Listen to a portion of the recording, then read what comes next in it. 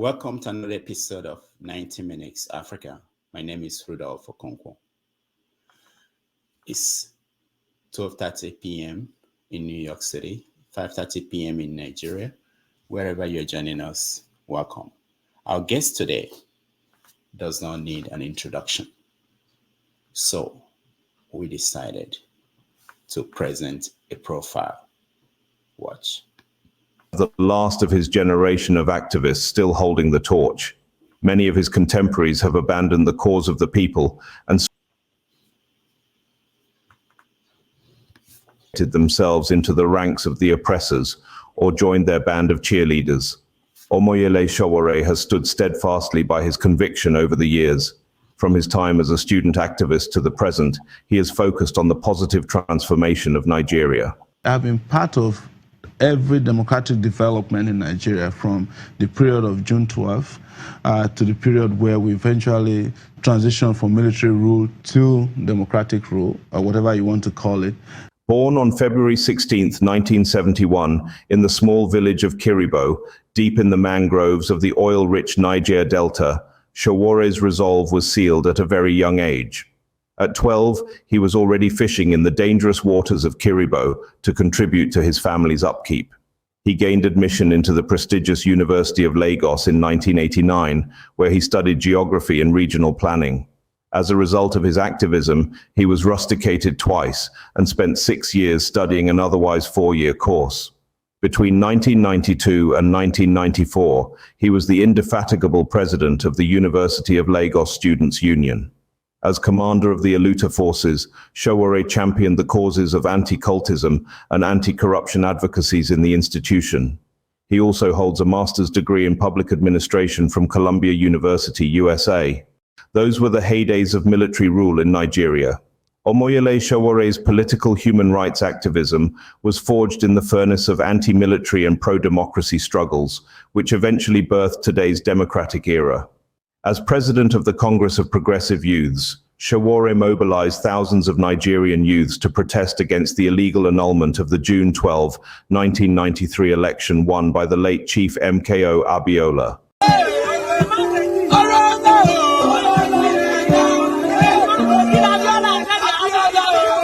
He was so committed to the struggle against the military that at just 21 years old, he was already standing by the right-hand side of the legendary Chief MKO Abiola, matching side by side in the struggle to reclaim the mandate of the philanthropist and business mogul. The kind of relationship you have now with the president? President Babangida is a friend. Just look at the house, take a snapshot of all the pictures in the house.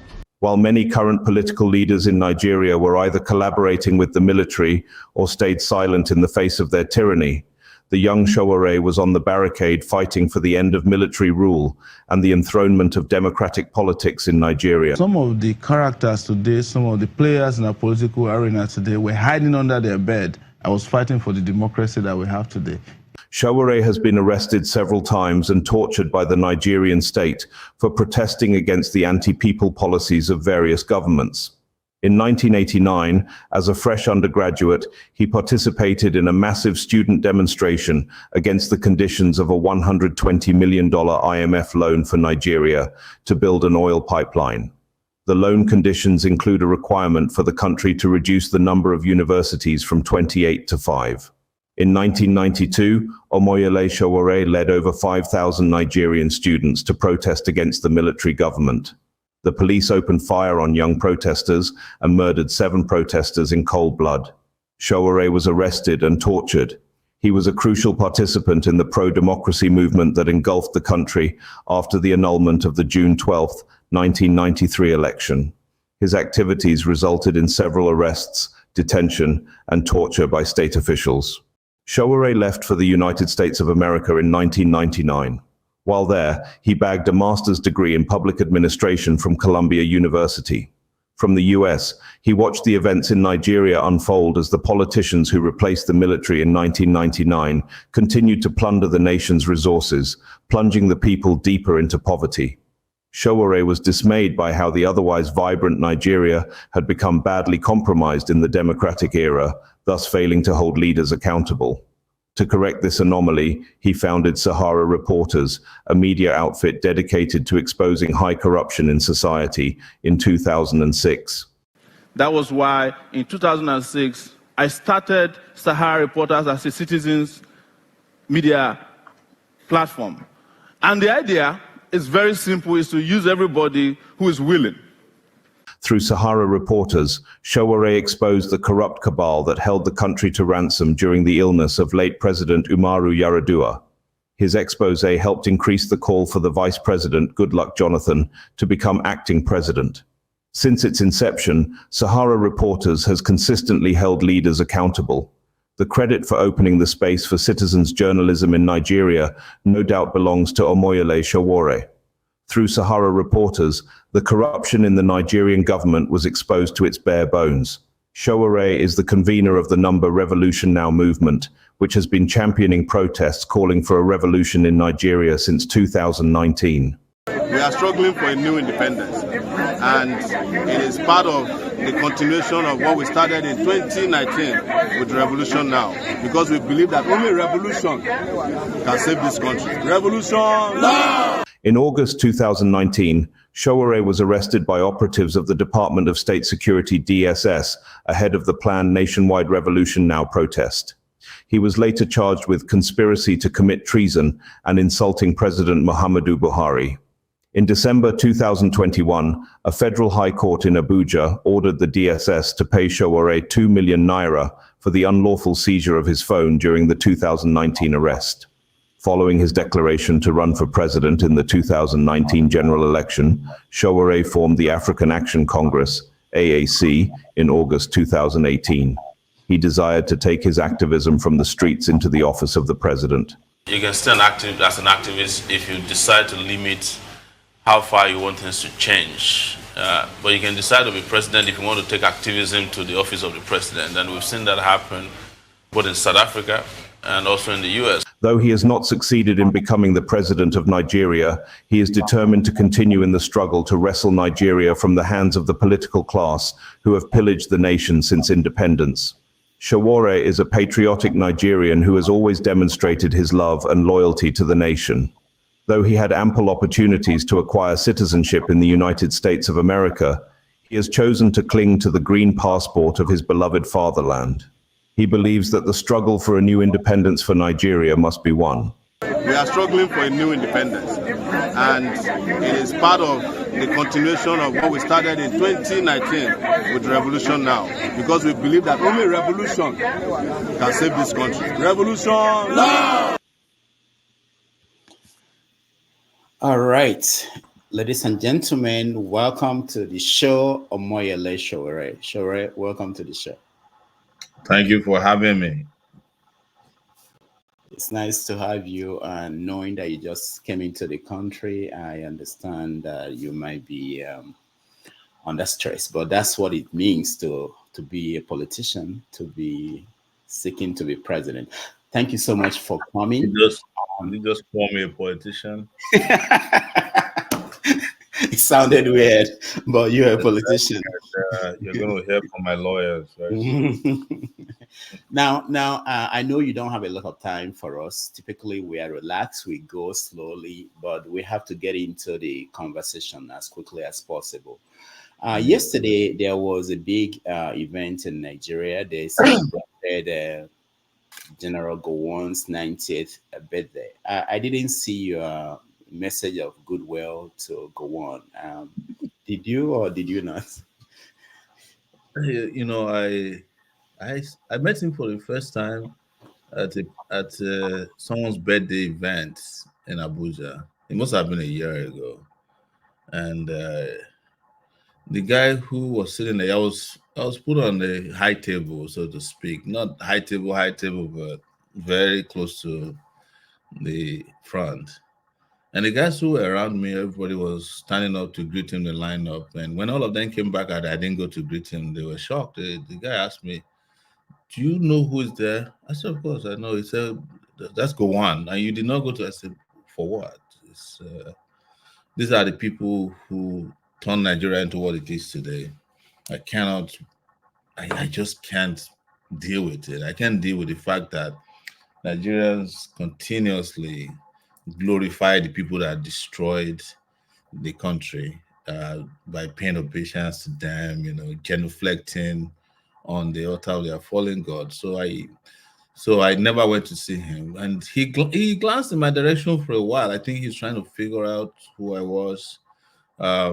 So my thing is that I've not met a lot of these former head of states before. I've never met Obasanjo before in person.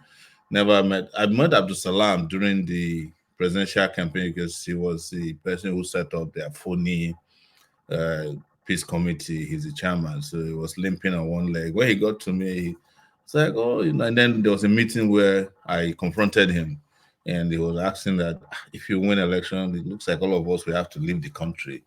I said that would be your choice. So I'm not saying it to prove anything, but I just don't have I don't have respect for all these guys. I don't see any reason why anybody for that matter should do so, especially considering that look at the country they gave you, look at the country they handed over to you. But what is interesting, which I always question, is how bad people live long in Nigeria and good people don't. Like one is 90, Babangida is like 80 something, Obasanjo is 80 something. All the bad people that ruin Nigeria, they live long, but Nigerians that they've ruled over, the the average expectancy life span is like 47, 55 now. Yeah. I can't hear you. I think you muted your mic somehow. Okay, sorry. Talking about people who lived long and people who died young. Today is also the anniversary of the death of Delegiwa. And you mentioned Babangida. That was when Babangida was the head of state.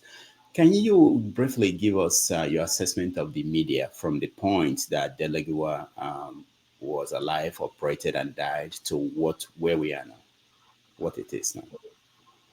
I think generally Delegiwa was who everybody wanted to become in the print media space, especially the magazine format. And nobody quite became a Delegiwa, not even his friends and associates who were with him became a Delegiwa. By the way, one of them, Dan Agbese, I think, was an MC at Gowon's event, and he made some outlandish statements that were even incorrect. But the media landscape has changed. We have to admit that. It's not the media that Delegiwa left behind in 1986 that is still there now. It's gotten worse, interestingly. And it is because the gatekeepers who are still within the print who are now also trying to naturalize towards online and digital media. Still doing, they're doing worse things. They're killing stories. They're mostly doing PR now for the states. If you get a call, this event, there's any big stories that's troubling the states today in Nigeria, and anybody calls you about it, I'm referring to Sahara reporters now because they still call me regarding Sahara stories. It's likely to be a journalist who is trying to see if he can help them kill a story. It's so sad. So journalism is not what it used to be, and I'm sure Delegiwa was feeling really bad wherever if there's life after death. But like they say, he will be turning his grave to look back and see what the format left behind have become. But at the same token, I think journalism, media, I don't call it journalism, media has expanded beyond what he could have ever imagined. It has become more instantaneous reporting. It has become, it has gone even in the direction of more personal reporting now than it used to be. Mainstream organized media where people roll up their sleeves and start backing at reporters within the newsroom. The newsroom is gone as we know it. You mentioned Dan Abase. He in the event yesterday, he said he compared Gowon to George Washington. Because he didn't know who George Washington was. And most of the media carried the story that way. Nobody pointed out that he wasn't. I think he was trying. I think he was trying to. I don't think It's part of what I said is, some of the. I think media was big deal during our own time because there was no way to fast check also stories. So if anybody wrote an article, whether he made mistakes or he lied, there's no way to find out, And the media had control of responses, but they no longer have that thing. That's why you and I could find out, minutes after he said that no, we're not talking about George Washington here. I think he was trying to refer to Abraham Lincoln, I suspect. But that is why they are really now on the ground. Is because you can't get away with such mistakes anymore, not nowadays. But Now, look at this used to be the chieftains of the media industry in Nigeria. Yeah. P2B also got in trouble with the Obedience, who attacked him for wishing Gowon a happy birthday. I don't know what do you think about that? The reaction of P2B's supporters to the fact that he sent a great birthday greeting to Gowon. I don't think Peter Obi's supporters are fair to him. They're trying to make Peter Obi into a Che Guevara, as if they just discovered that he's one of them. And that's been my issue with the guys who call themselves Obedience. It's like, where do you think Peter Obi came from? He came from, this is his family, these are his people, and he must be shocked that you guys are crying over it. So they work together. These are his people. These are his brothers, his uncles. He refers to Tinubu as his uncle. So I think the biggest problem the Obedience movement is having is that they have this product they are trying to package and sell to the public, and when each time people open it, they discover it's fake, and then they start kicking themselves in the groin. But this is nothing new to me. I knew Peter Obi a long time ago. So, but like I said, I think he must be shocked that you guys are like wondering that he's greeting one of his grandfathers. That's what they do. If you went to Obasanjo and you're not complaining, why are you complaining about greeting Gowon? All right, we're going to get into so many things like Yoruba Nation, agitation, and everything. But first, I want to find out the state of things, with today is also the NSAS, the Lekki Massacre anniversary. And I know you recently led a demonstration, the Fearless in October demonstration. And after that demonstration, your friend, Deji, said that he will never come out again to protest unless there are 1 million people on the street. What do you make of that? Well, Deji is somebody who like to say outrageous things. So that's his style, I think, But you'll be surprised to see him again at another protest. He won't explain why he said, but I think you have to take it from figure of speech. He's just figuratively saying, look, I'm tired of protesting when people who complain all the time that they need the country to change don't want to come out and protest.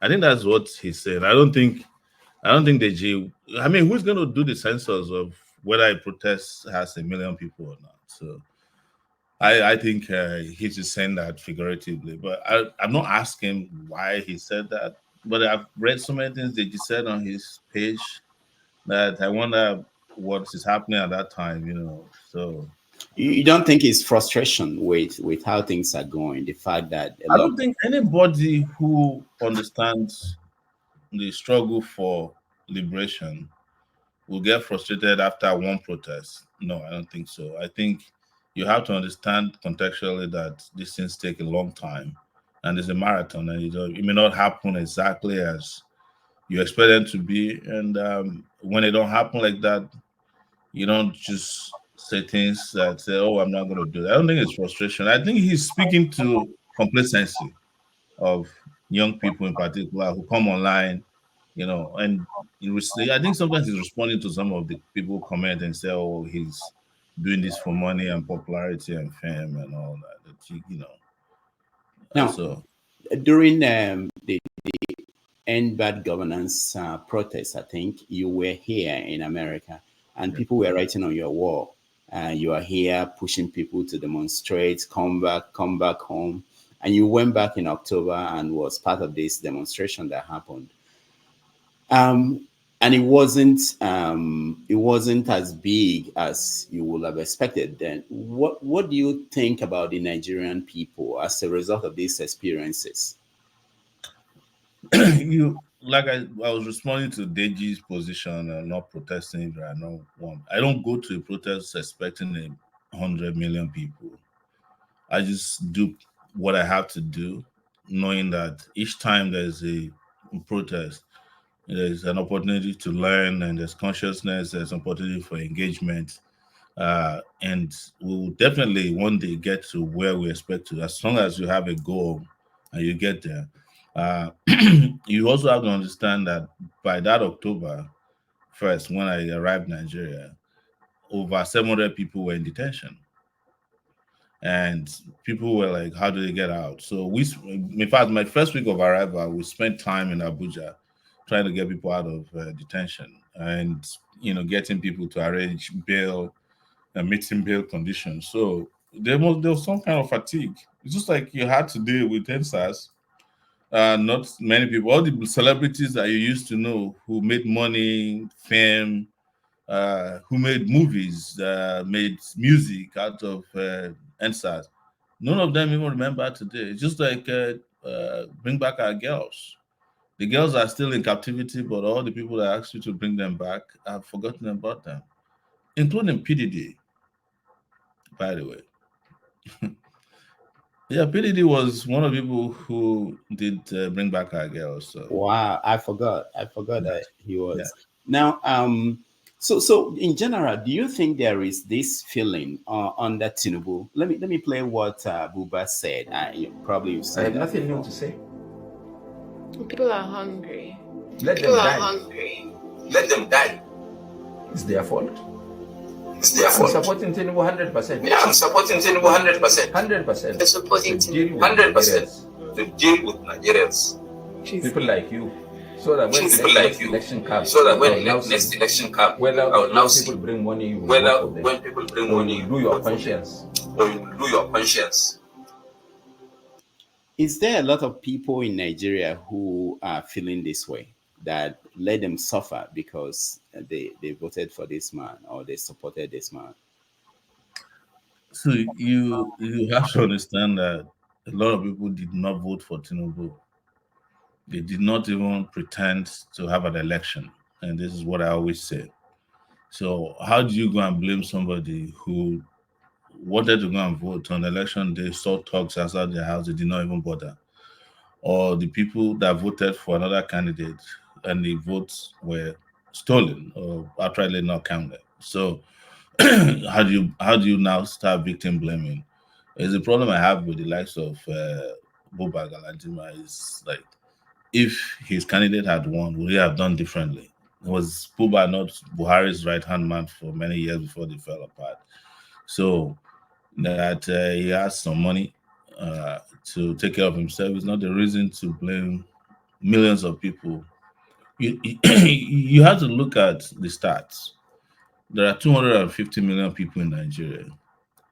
Only 20 million of them, or 22 million of them, voted in the presidential election.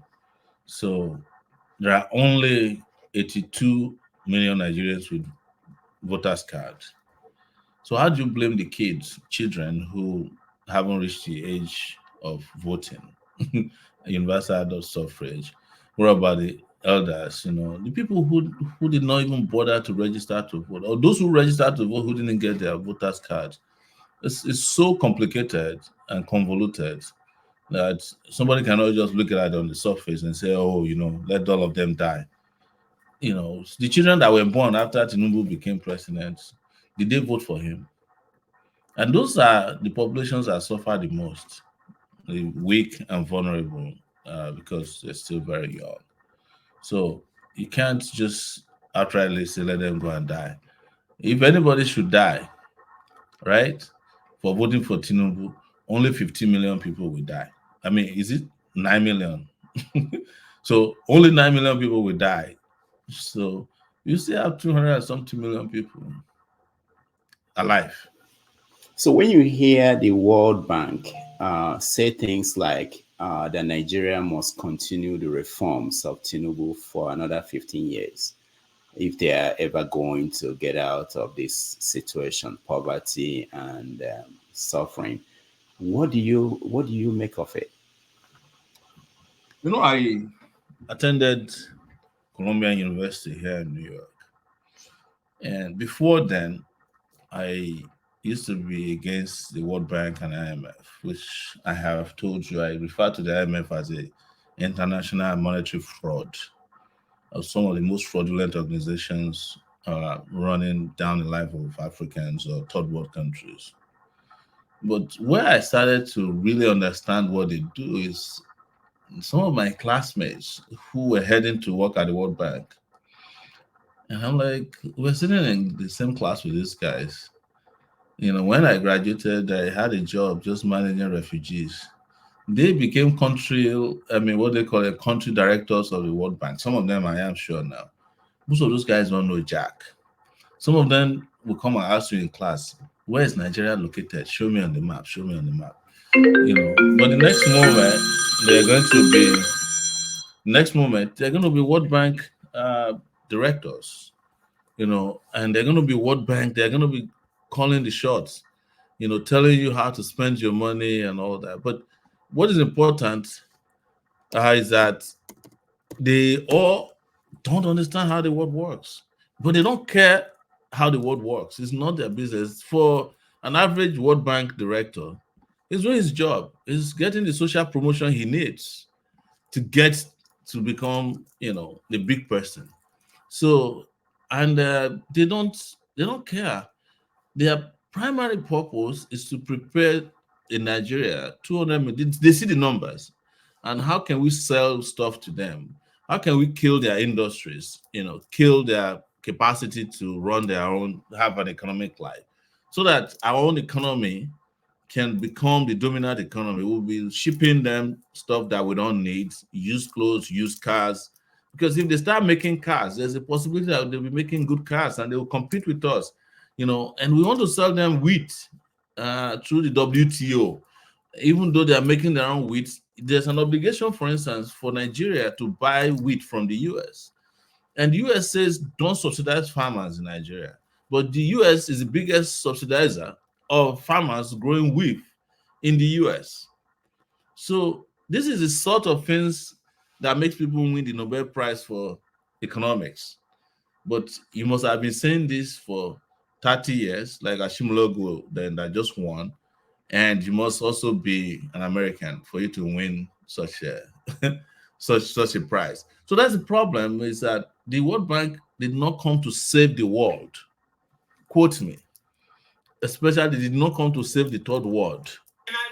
So that's what you must understand about the World Bank. They are not here to save the world. So anybody who is expecting the World Bank to somehow wake up one day and give you a fantastic economic system that enables you to take control of your destiny, economic destiny, the person is just deceiving him or herself. And the more illegitimate the leaders are, the more control they have over them. You know, so that's why they're also involved in ensuring that puppets win elections on the continent of Africa. Because they understand that if someone who understands the workings of the World Bank, the characters who are recruited there from my Columbia University, Stanford, and other places, you won't allow them to enter your office. If I'm president of Nigeria, the World Bank director cannot see me. I'm saying it. You will have to explain why you want to see me. And it has to be that my own World Bank director from Nigeria can see the president of the US. You know, you see the imbalance. The ambassador of Nigeria to the US sees the president of US one time to deliver a letter and take a picture, which is less than 30 megaseconds. But the ambassador of the US to Nigeria can just wake up and call a press conference and be talking about elections, polio, water. He can travel anywhere. Imagine if the ambassador of Nigeria wakes up now and said, I don't trust the US election is going to be free and fair because of Elon Musk.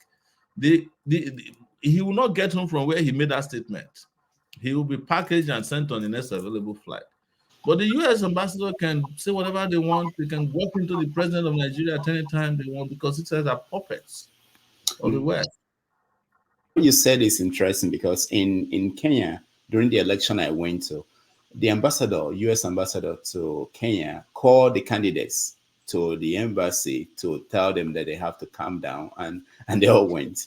Yeah. But can you, I mean, if you don't have the power... Let me tell you, the peace committee that is set up to talk to presidential candidates is practically run by the European Union. In fact, one of the most important speeches there must be given by this European Union lady. And he'll just say, hey, you guys behave yourself during the election. We're serious. Behave yourself. We want peace. You know. So. But what will a country like Nigeria without that diplomatic, how do you build the diplomatic power, you know, to be able to resist the pressure if you are not one of them? First of all, you can't build diplomatic power by itself. You have to have economic power first. You understand? Your people must be doing well. You must have the capacity, which is not rocket science, because India is there right now. You know that the US can't even call the bluff of Brazil. They can't even call the bluff of Venezuela as they can in Nigeria.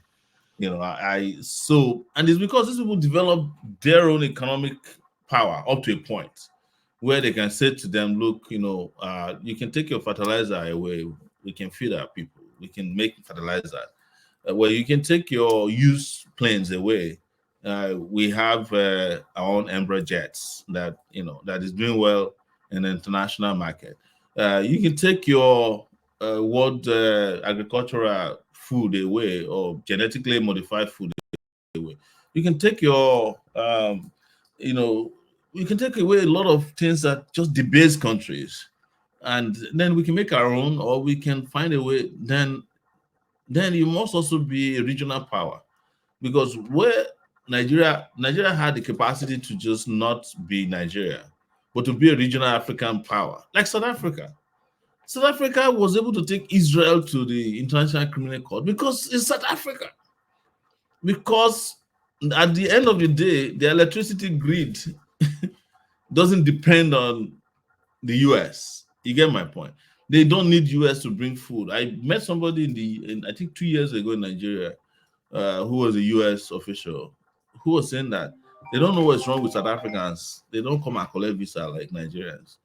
And she was also telling me that at that point, that Nigeria already had appointments for visas till 2025. Now they have up to 2026 or 2027. So if you go apply for visa in Nigeria now, they give you an appointment in 2026. So when you go there, they say, but the letter of your invitation has expired now. What are you still going to do there? So why we treat it like that is because we have nothing. We've destroyed everything that we've had, destroyed by the puppets they put in place, especially the military dictators that they supported over these years. There was a picture of you. I wanted to share it on a newspaper, old newspaper, where you were saying that we buried the military. Yeah. I don't have it handy here, but there is also something that we saw in Nigeria this week. That was last week, where people were shouting, telling the military to come and take over the government, that they were tired. When you see something like that, being that you were there during the fight to get the military out, what do you think? So, well, I made a statement during Abiola's burial, and because I was one of the people who made it impossible for the military to attend his burial.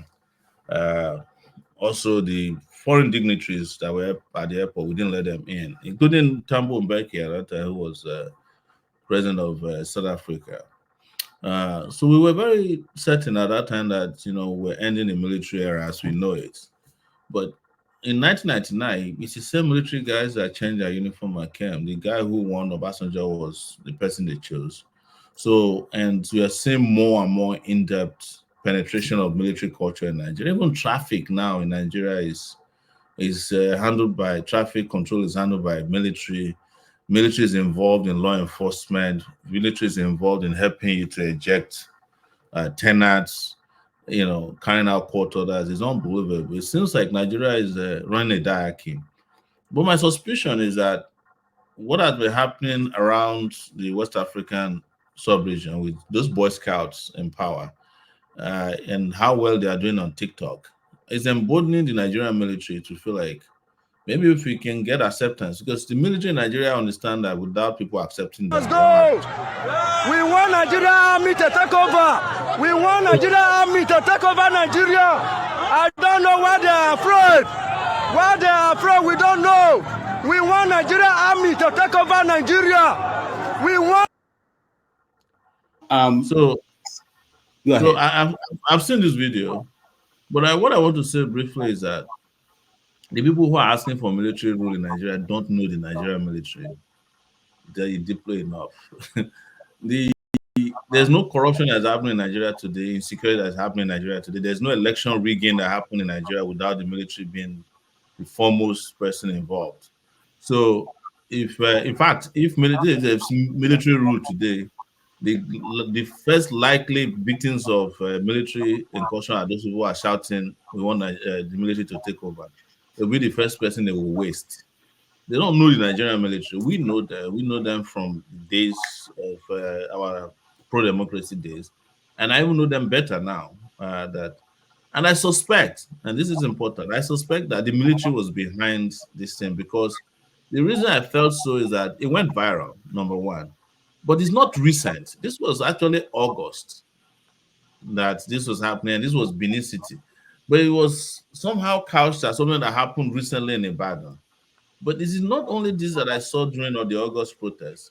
There were also a lot of military guys who were acting nice, addressing people, reminding them that they have human rights during the August days of rage. And then the flags, it's suspicious that suddenly the Russian flags, which some people have described as military flags anyway. There's also a particular military flag in Nigeria.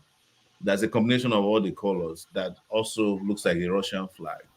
So don't be surprised that the military might be wanting to have a pork belly again of Nigerian political system. But I dare say that whomever asks the military to come back is not wishing themselves well, because every civilian atrocity you are seeing today in Nigeria is first and foremost carried out with the help of military. Election rigging, corruption, smuggling, extrajudicial killings. You see how they went and wiped out villages in Delta states recently. They're the ones who carried out the killing at Lekki toll gates that we're talking about today. So if you want that to return full scale, I just wish you good luck. Let me ask you, where is President Bola Tinubu today? Do we know? I heard he came back to Nigeria yesterday, but the question we asked is which Tinubu came back, I don't know. It's supposed to have returned yesterday to Abuja, but who cares? Does it not matter that we don't know where he went to, where he was staying, and are there no security implications? Why is it that the elite are now discussing this? If there are security implications, I don't think they would do it. I think they've reached a point where they don't care about what Nigerians say, and they are comfortable with the way people respond, because they know the response will also be half-hearted. And they know that Nigerians love and know how to move on. So after a while, something else will happen, something completely irrelevant will dominate national discourse, and people just move on, because he was away for 17 days. He returned. We just saw some pictures, and some apparitional pictures of his brand new jet arriving, and then he didn't say anything. I mean, in any serious country, the president who's been gone for 17 days, whether it's for vacation or medical, will say, hey, you know, how's this? How you know, I was feeling, I feel refreshed and back to work, even if you want to lie to the people, you know. But nothing like that has happened. I don't think they care, really. All right. A lot of people are in the studio. I know you have just 90 minutes for us, so we have about 40 minutes left. So I'll ask you two more questions and we get to our viewers. They are more important than I am. So let me ask you about this Yoruba Nation agitation. Sunday Igboho was in the UK presenting a petition or something to the UK's Prime Minister's office. What do you make of that?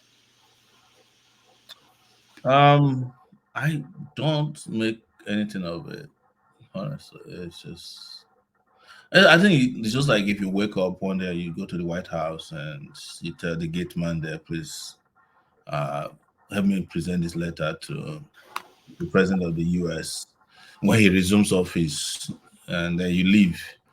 I won't make anything of it. You know, I also think that and if anybody wants Yoruba nation, the fight is in Nigeria, not in the UK. I mean, it sounds to me like some people just felt like everybody is bored. Let's ginger everybody up again and just go to number 10 Downing Street and ask somebody to open the door slightly. And then we take a picture in front of the place. And but hey, you know, I often say that we don't know which of these strategies to make it happen because there's just no one way through which. But as a student of history, do you think that if you are looking for independence from Nigeria, that the proper place to go is to go to the United Kingdom, the people that... Maybe they looked at it and said to themselves, Nigeria got independence from the UK anyways. So let the people who made Nigeria make it for us. Maybe that's the idea behind it. They could their own symbolic way of saying, look, come and undo or untie what you tied. So if there's Yoruba nation, will you be part of the nation or will you be a part of another nation? Will you be kicked out of? If there's Yoruba nation, I will have to go and do DNA to fit somewhere. You know, so I'm one of the people who will have nowhere to go for a while until we just find somebody to. Maybe I'll just go join Biafra because I have a lot of friends there. Yeah, I'm talking about Biafra. Nnamdi Kanu, yes. The last time, no, that wasn't the last time I saw you, but I saw you before Nnamdi Kanu was arrested. You were with him in New York here, and yeah, you were there after I left. So don't hide it. So he's been going through a lot since he went to Nigeria, and people are comparing Nnamdi Kanu with Sunday Igboho and your own case, and they're saying that they came out and said they don't have any case against against Sunday Igboho, and then in your own case it was settled. Why is it that Nnamdi Kanu's case is now being settled politically? Without sounding patronizing, Nigeria has an Igbo problem. So it's a multi-generational issue. Like it's like when a father is dying and they are not Igbo, they will tell their son, please, I have problem with Igbo people, continue from there. Because that's the only way I can explain it. And I understand it came from the Civil War.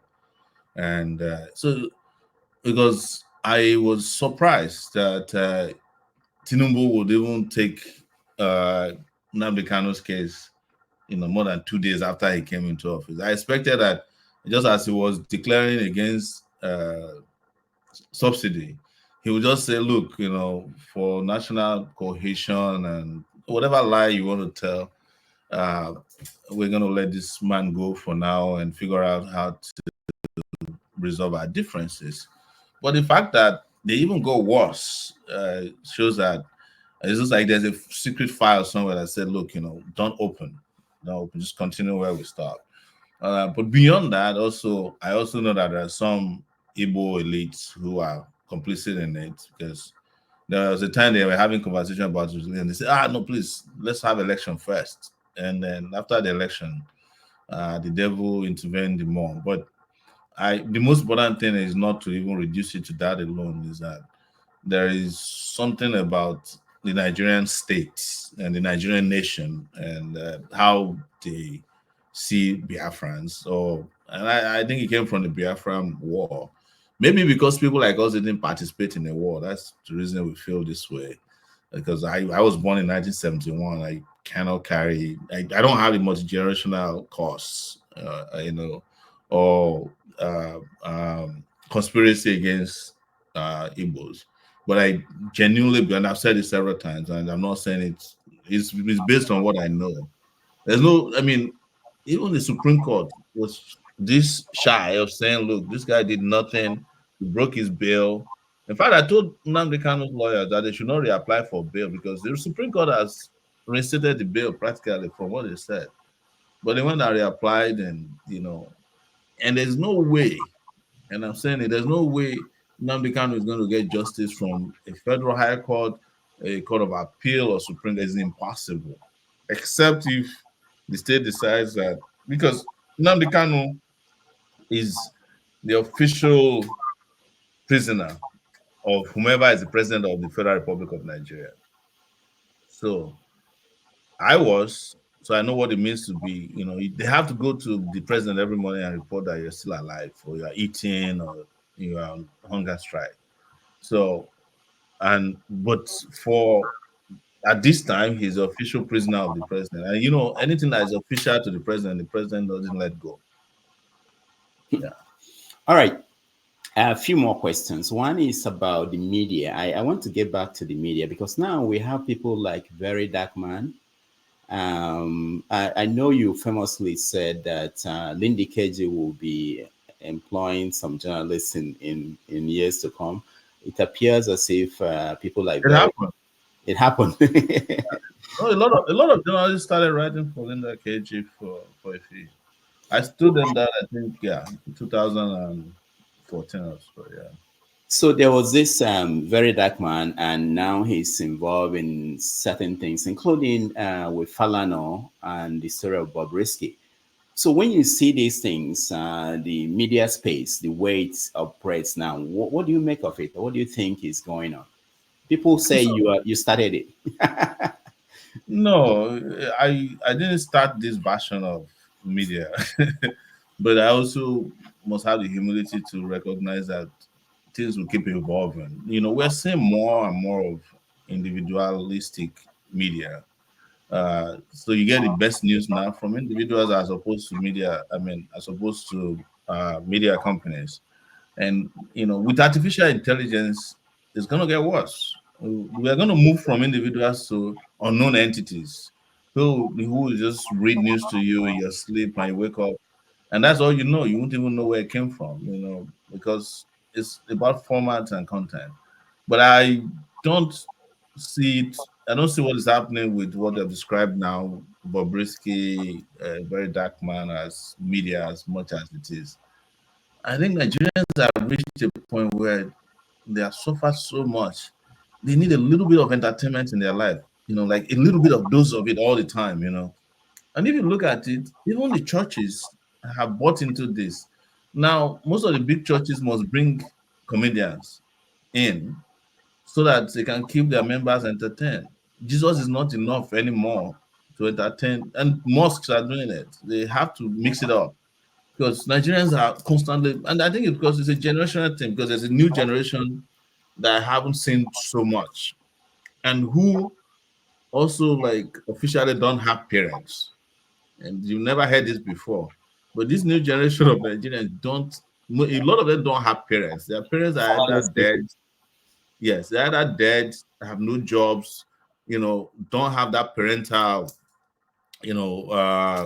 authority as we used to have. So they are the ones doing the parenting. So they have to look for entertainment. They have to invent and reinvent everything. So I see that from the point of where Very Dark Man is. It's the entertainer they want at this time, and they don't mind if he's a priest, if he has a little bit of priesthood, a little bit of entertainment, a little bit of mystery, and it's also good that he doesn't look like regular people. So he's got like it's got like dreadlocks, he's buffy. So there's something about him that a little bit of what the people who follow him want.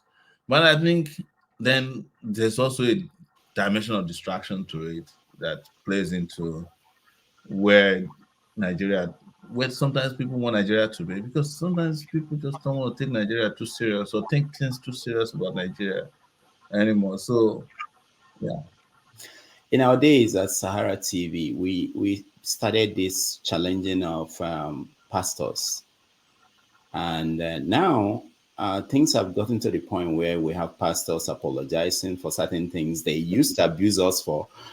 So when you look at the transformation of the church, and of course we also have many of them now who are very rich, and when they do birthdays, it appears as if it was a Hollywood event. And so what do you make of the transformation and the fact that people are now openly criticizing them and challenging them when they say things? Well, you blame yourself for it. You started it.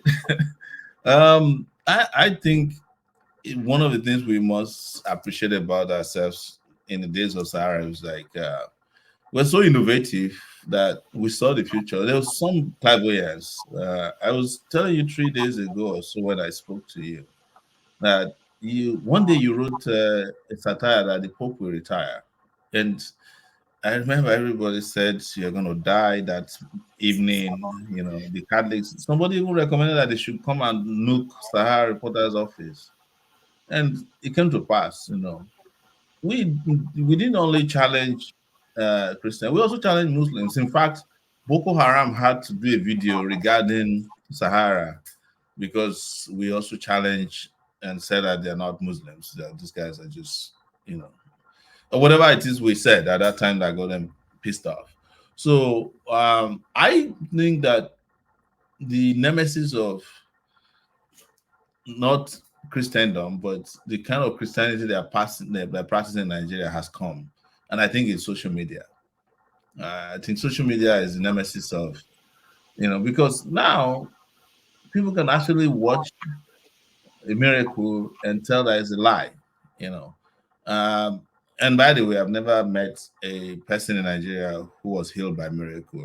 And I'm saying, I'm just saying, so most of the miracles you see online, in those churches, they make them up. That's the truth, and that's what we were saying in Sahara in those days where they were abusing us. And we did a lot of investigation about pastors, their lifestyles, and they all came to pass. Some of them were still in court. I'm still in court with some of the pastors, even though their lives have expired. They're still holding on to. But what I feel bad about it is to find millions of people, in some cases, pack themselves in a church, be lied to week in, week out, and they still go back. I can't explain that, but somebody has told me that it is for a reason and one reason only, that the pastors or the priests on all sides are selling hope, which is in short supply in Nigeria, and that's what people buy when they don't have substance to hold on to. It's just, you can imagine somebody saying amen to, somebody praying in the church that everybody, by next year you will have Rolls Royce, and everybody will say amen, and there will be 300,000 people in the church, and they make only 30 Rolls Royces for Africa every year.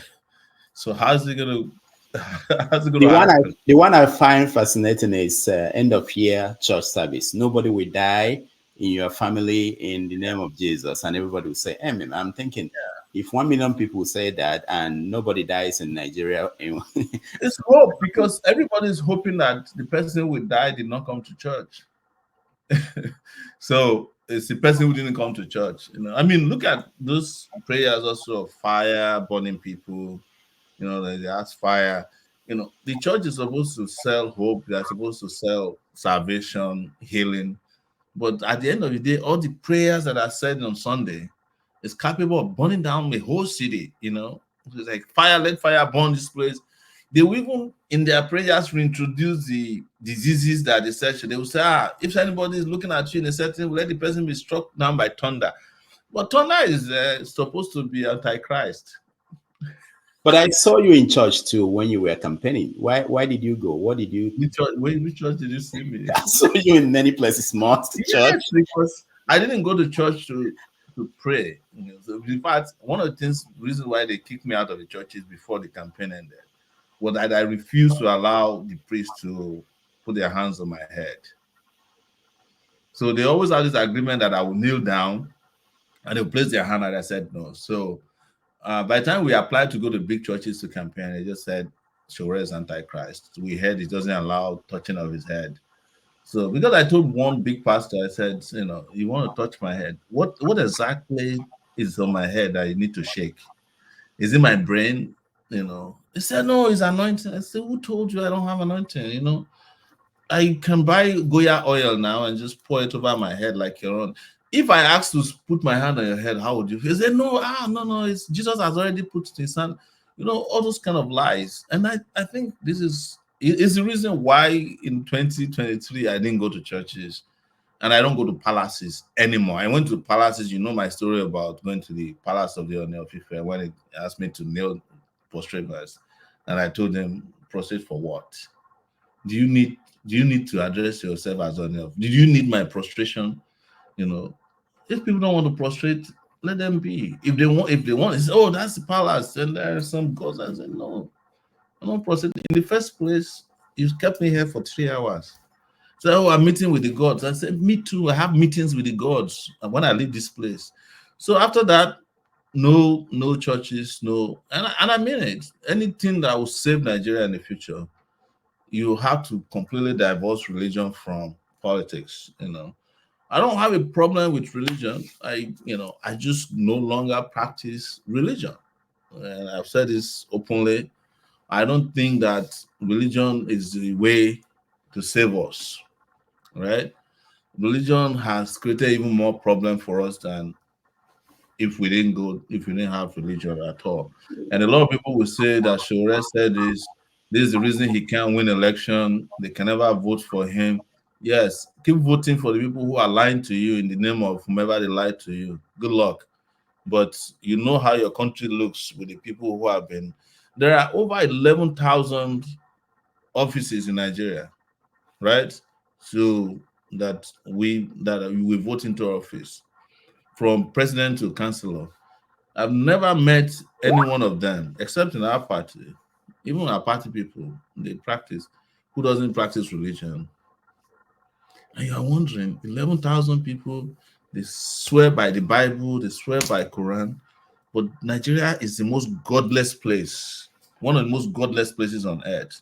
When I say godless, I mean it literally, where people are actually doing something that is completely opposite of what they preach or what they tell you.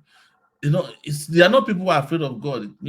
They have captured God in Nigeria. The religious people, they have been able to get their gods and put the God inside a bottle and cock it. What about traditional religion? Anymore. God is never upset against murder, against stealing, against adultery. All those sins that they told us in the Bible that will make life miserable for you. God, the Nigerian God, the the designer God in Nigeria doesn't get upset anymore. It's just like very cool with everybody as long as you have money.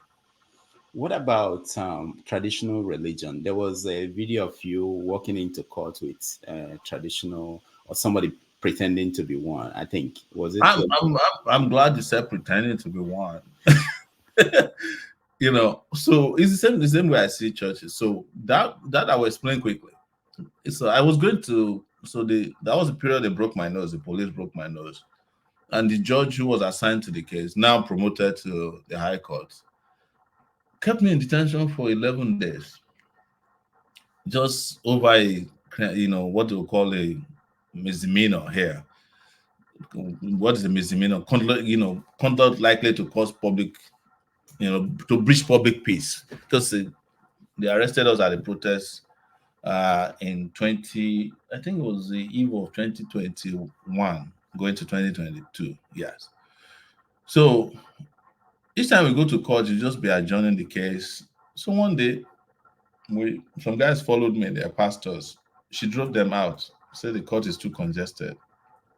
Another time, there was a Muslim guy who followed us, drove him out. So we sat down one day and said, maybe we want to try something new. What I actually wanted to do wasn't the guy we took. I was arranging with someone in Adamawa because I was tired of going to courts and with lawyers. I know the courts have nothing to offer you when it comes to justice. So we were arranging with the guy in Adama to bring bees to Abuja and go to court with bees. But the guy got to a point and realized who we were and just bailed on us. So whatever. So that was why we started thinking like, why don't we just have someone dress up, like a traditionalist, since they have driven pastors and imams out on some trips. That was what happened. But it became very exciting when we got, because it was period of COVID. And to get into the court, you have to wear masks. So I had my mask on. Of course, we can't put a mask on a babalawo now because we're claiming to be gods, right? So when the lady who was checking masks saw him, after checking my own, she just ran away. And that was why we knew, like, yeah, we're gonna have a field day today. And lo and behold, when we got to the court, the judge was driving everybody out. When he got to him, he couldn't even point at him. She was afraid. And then everything that we asked for, she granted on that day and never came back for the case. That was the end of the case. So it works. It works. All right.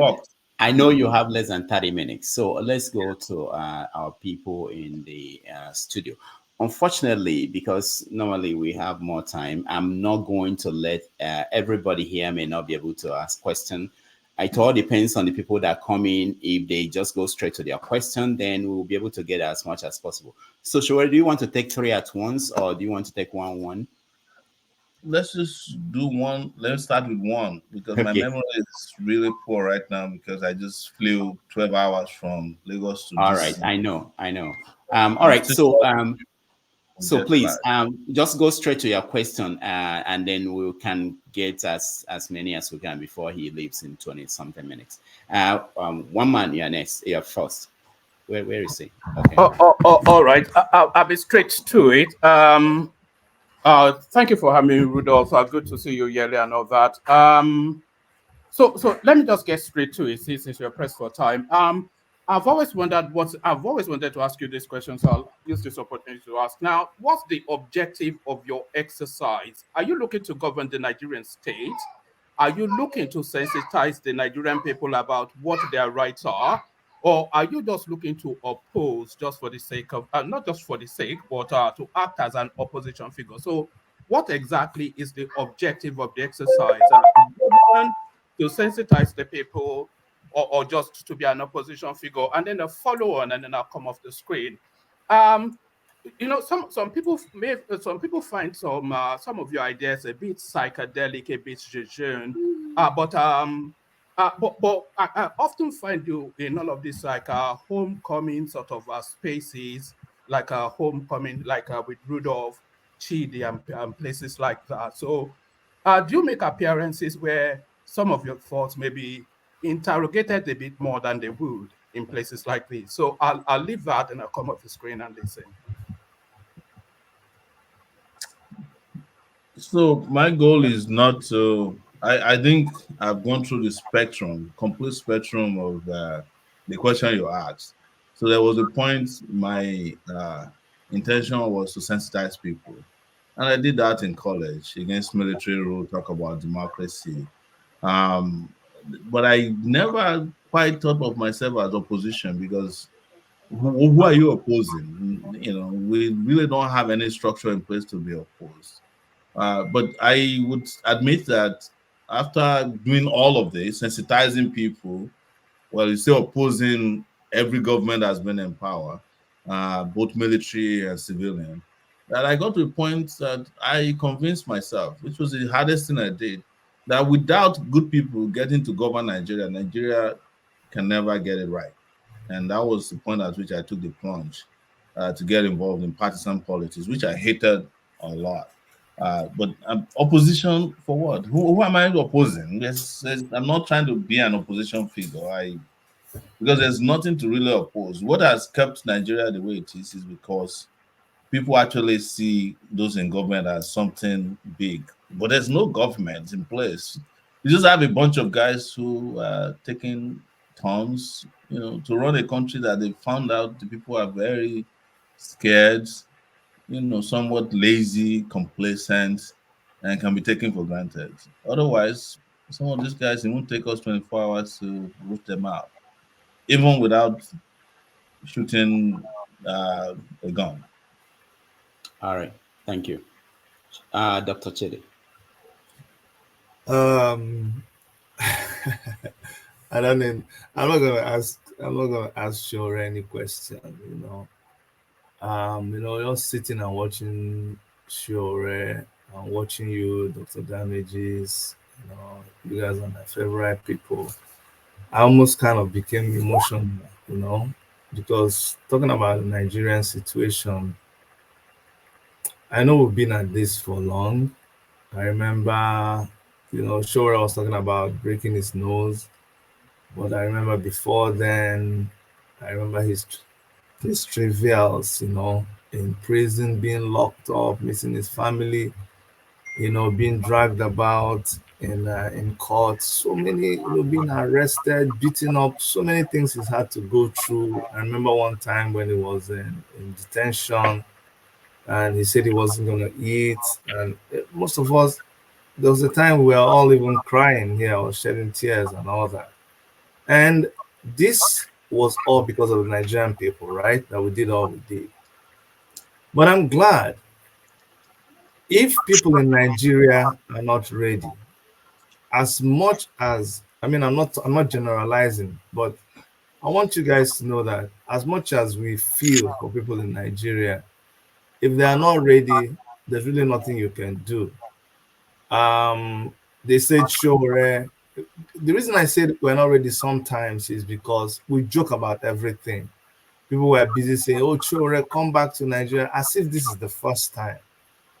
As if this is the first time.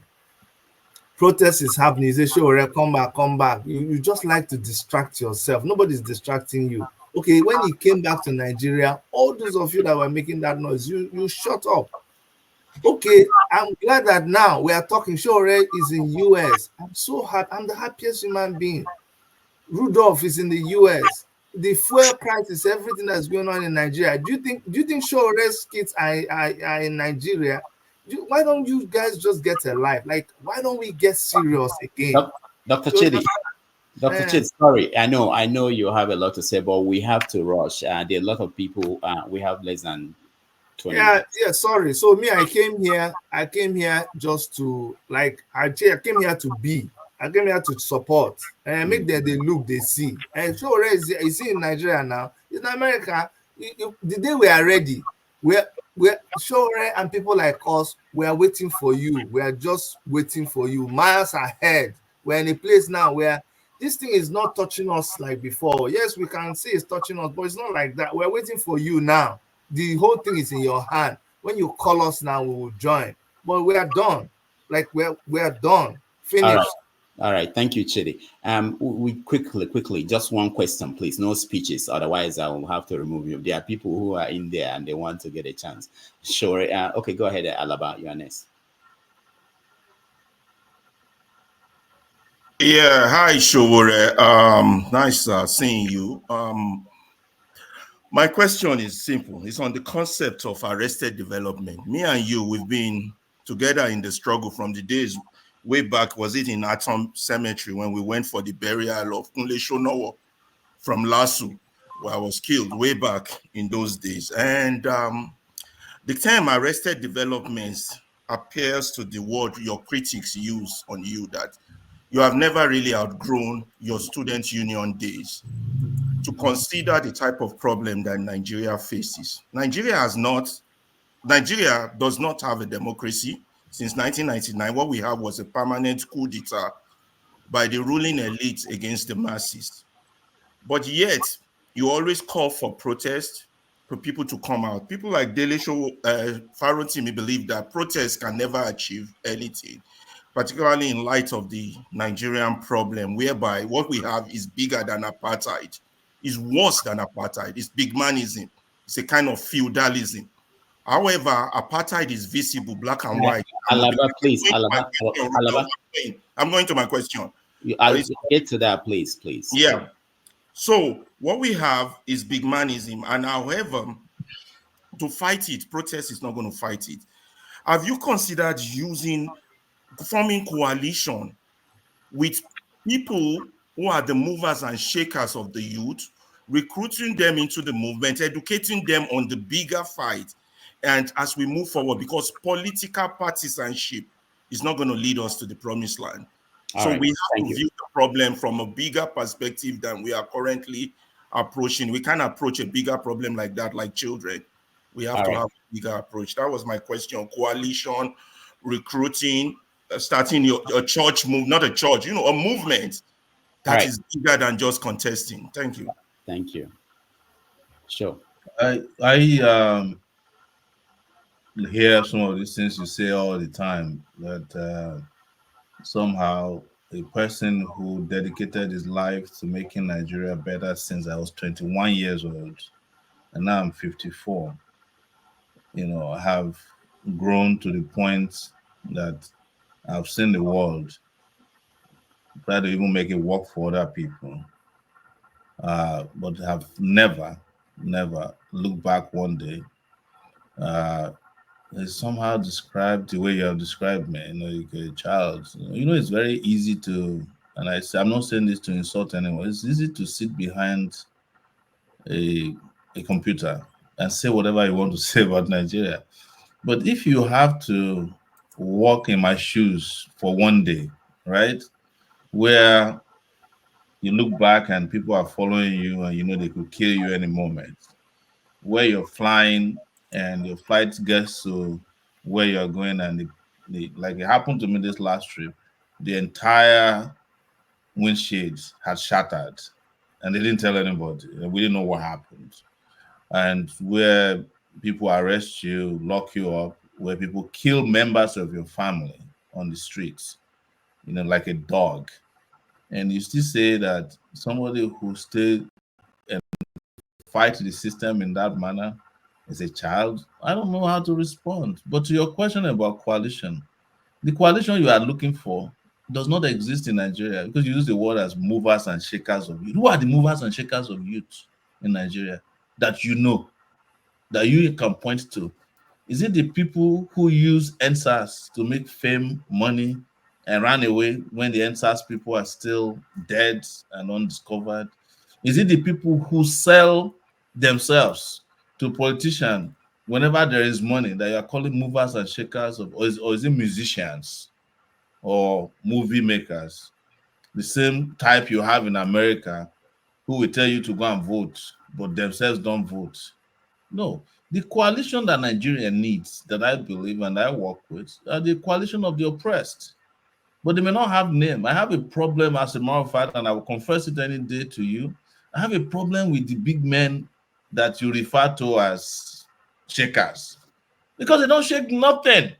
If they are really shakers, why is the country not shaking in any way? Why is the country they are trying to shake not shaking? You see, there's a lot of people, and you see them, who come out and say big things, like we're talking about Rudolph earlier, VDM and all. They have followers, because that's how Nigeria has been designed. But there's no substance there. You mentioned one of our friends. He will even tell you that the best he can do for Nigeria is to speak whenever it is safe to speak. I speak, I act, I walk the talk.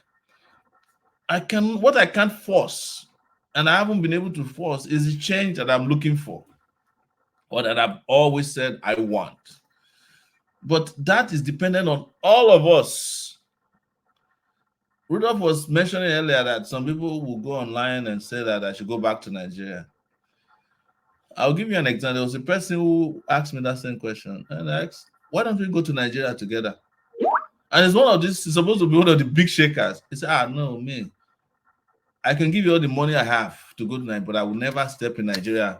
But if you see the person on Twitter, you would think that they want the country, they won't even go near Nigeria because they understand on the inside what it takes to even walk around in Nigeria in the middle of these hyenas in just one day. There are some people that what has happened to me over these years, they happened to them once. They disappear completely. They are alive, but they will never. They said that to us. So, but I'm not here to brag about what I can do and cannot do. But I also can have an objection to people saying that at my age, that I'm still student union and this thing. As if the people governing Nigeria are acting like adults. The people that are running Nigeria down. Is it a Tinubu? Would you not wish that the guy who was the union president during your time is president of Nigeria now, instead of Tinubu, who doesn't know his left from his right? Or tell me which governor of a state in Nigeria that you knew in school that you would have voted for as a student union secretary or PRO, who is now governor? Is it the one in Ogun State that was convicted of credit card fraud, who is now Ogun State governor? Or is it the one in Imo who didn't win election, that they gave election, who was driving Maurice Ibekwe, that you would have voted for? Mention one person in Nigeria that is the big shaker of Nigeria today that you want me to work with. Mention one, now that we are here, that you wish I was working with, that I'm not working with, that would have made a difference. Mention one. I would. Alaba, no, sorry. No. I want you to answer me. Okay. Alaba, go ahead. Yeah, Sowore, in the issue of Nigeria, the coalition I'm talking about, listen, I'm mentioning them. In the issue of the coalition I'm talking about is the coalition of the willing. Let us start with, there's a lot of Nigeria that are disgruntled with the state of Nigeria that are on your stance as we speak. But they are not connected. They are not mobilized on the same page. Alaba mentioned the name. We have to go to other people. He actually has to go. It's not a joke. He has to go. I would say there are still some righteous, a few religious leaders, not the Pentecostal ones. Not the Pentecostal ones. All right, Alaba, you could move people from Nigerians are religious people. You could start from mosques, churches. We will talk about it privately then, Alaba, since we're friends. All right, let's go to Omori. Omori, go ahead. Yeah, good afternoon, everybody. Mr. Sowore, it's good to see you again. I've known you for more than 3 decades. I'm not here to ask you any question because most of us fight on your behalf. We take bullets on your behalf. We are ready to die on your behalf. I just want to say thank you for your tenacity, for your consistency over the years.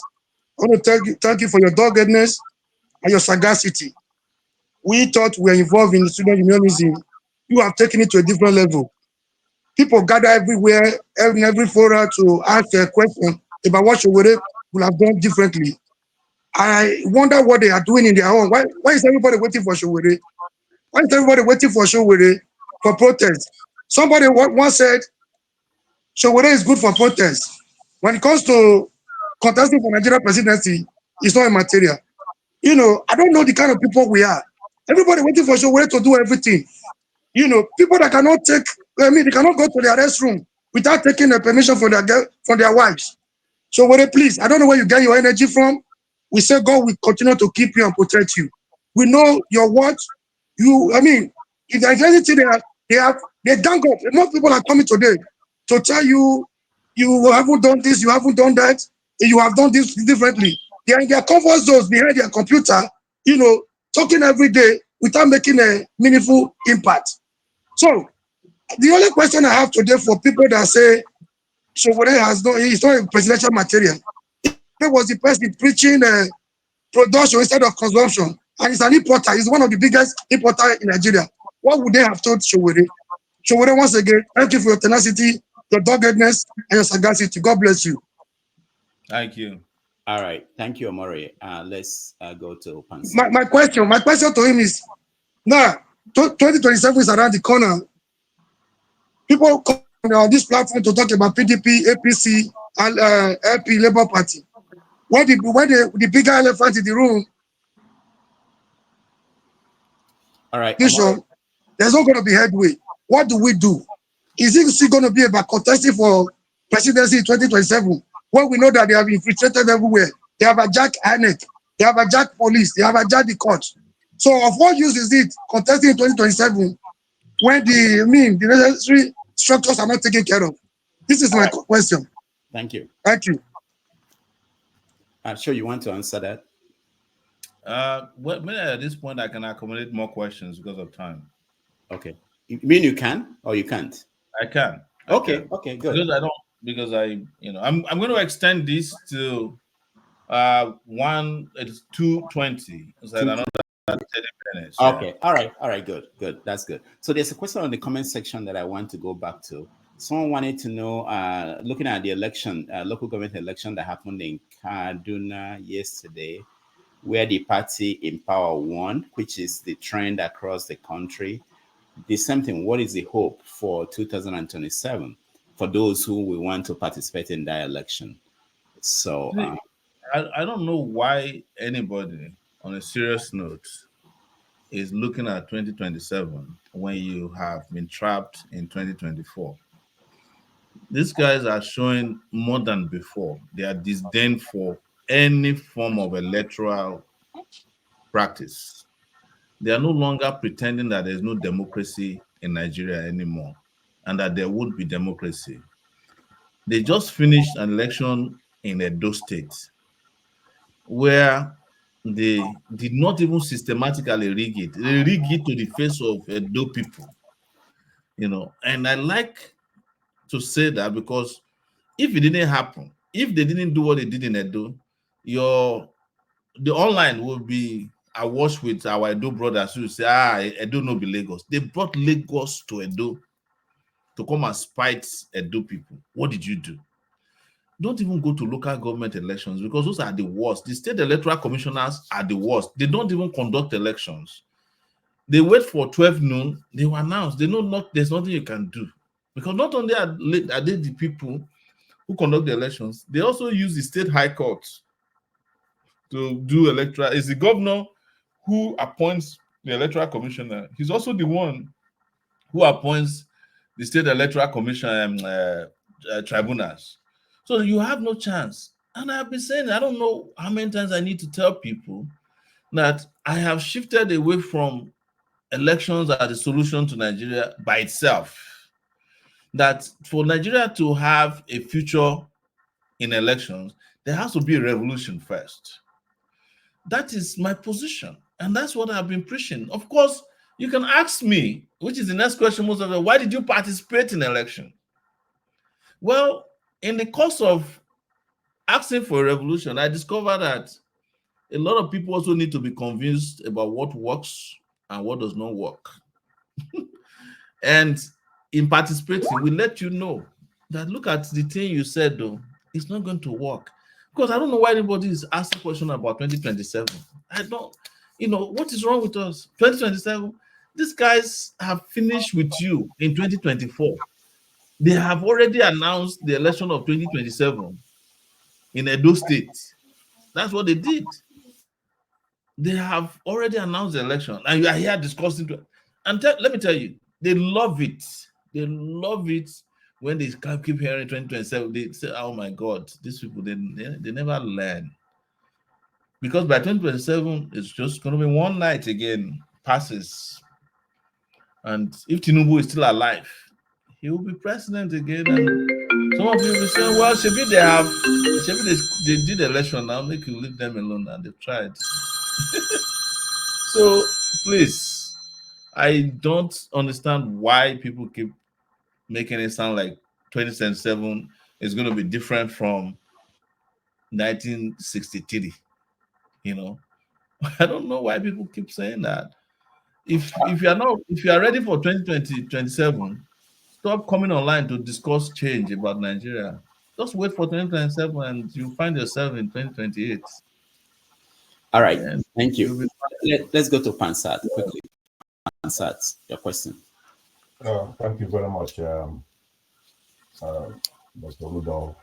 Welcome to the show, Mr. Omoyele Sowore, and the rest of the panelists and those who are watching in the comment section.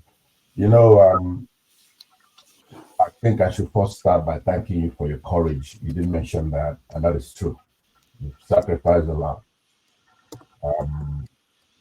And you've been there for a long time, and you've grown over the years. I've seen, we all follow you.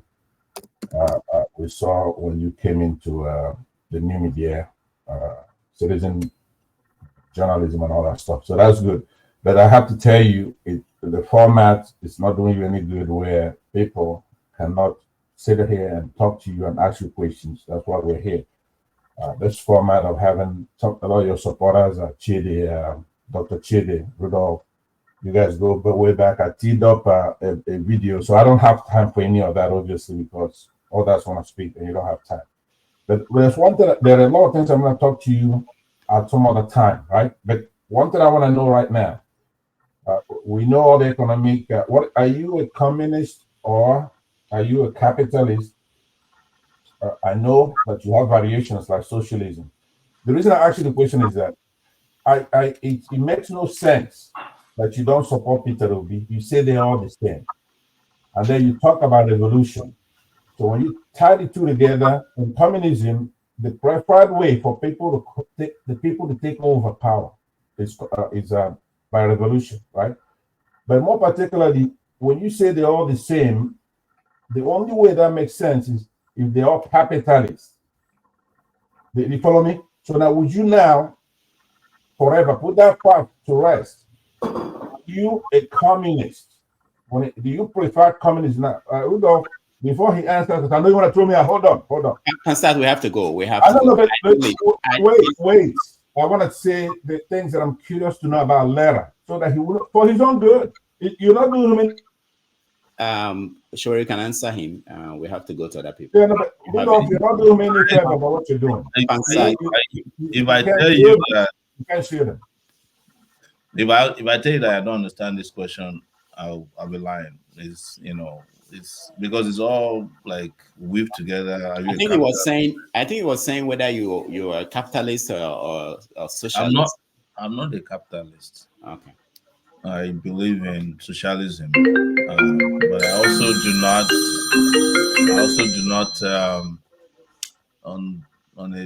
not like to box myself, because I think the world is evolving. So also are we evolving as a people. So, for instance, this is some of the struggle I have with some of our colleagues. People still think that if you don't think the way Karl Marx was thinking, you are not pure enough. And I said to them, you can't even go to Karl Marx village to stay overnight, because they are still his people, right? But people can use whatever knowledge that is out there, example and experiences, and use them to define who they are. Karl Marx was Karl Marx. There was no Karl Marx before Karl Marx that we know of, right?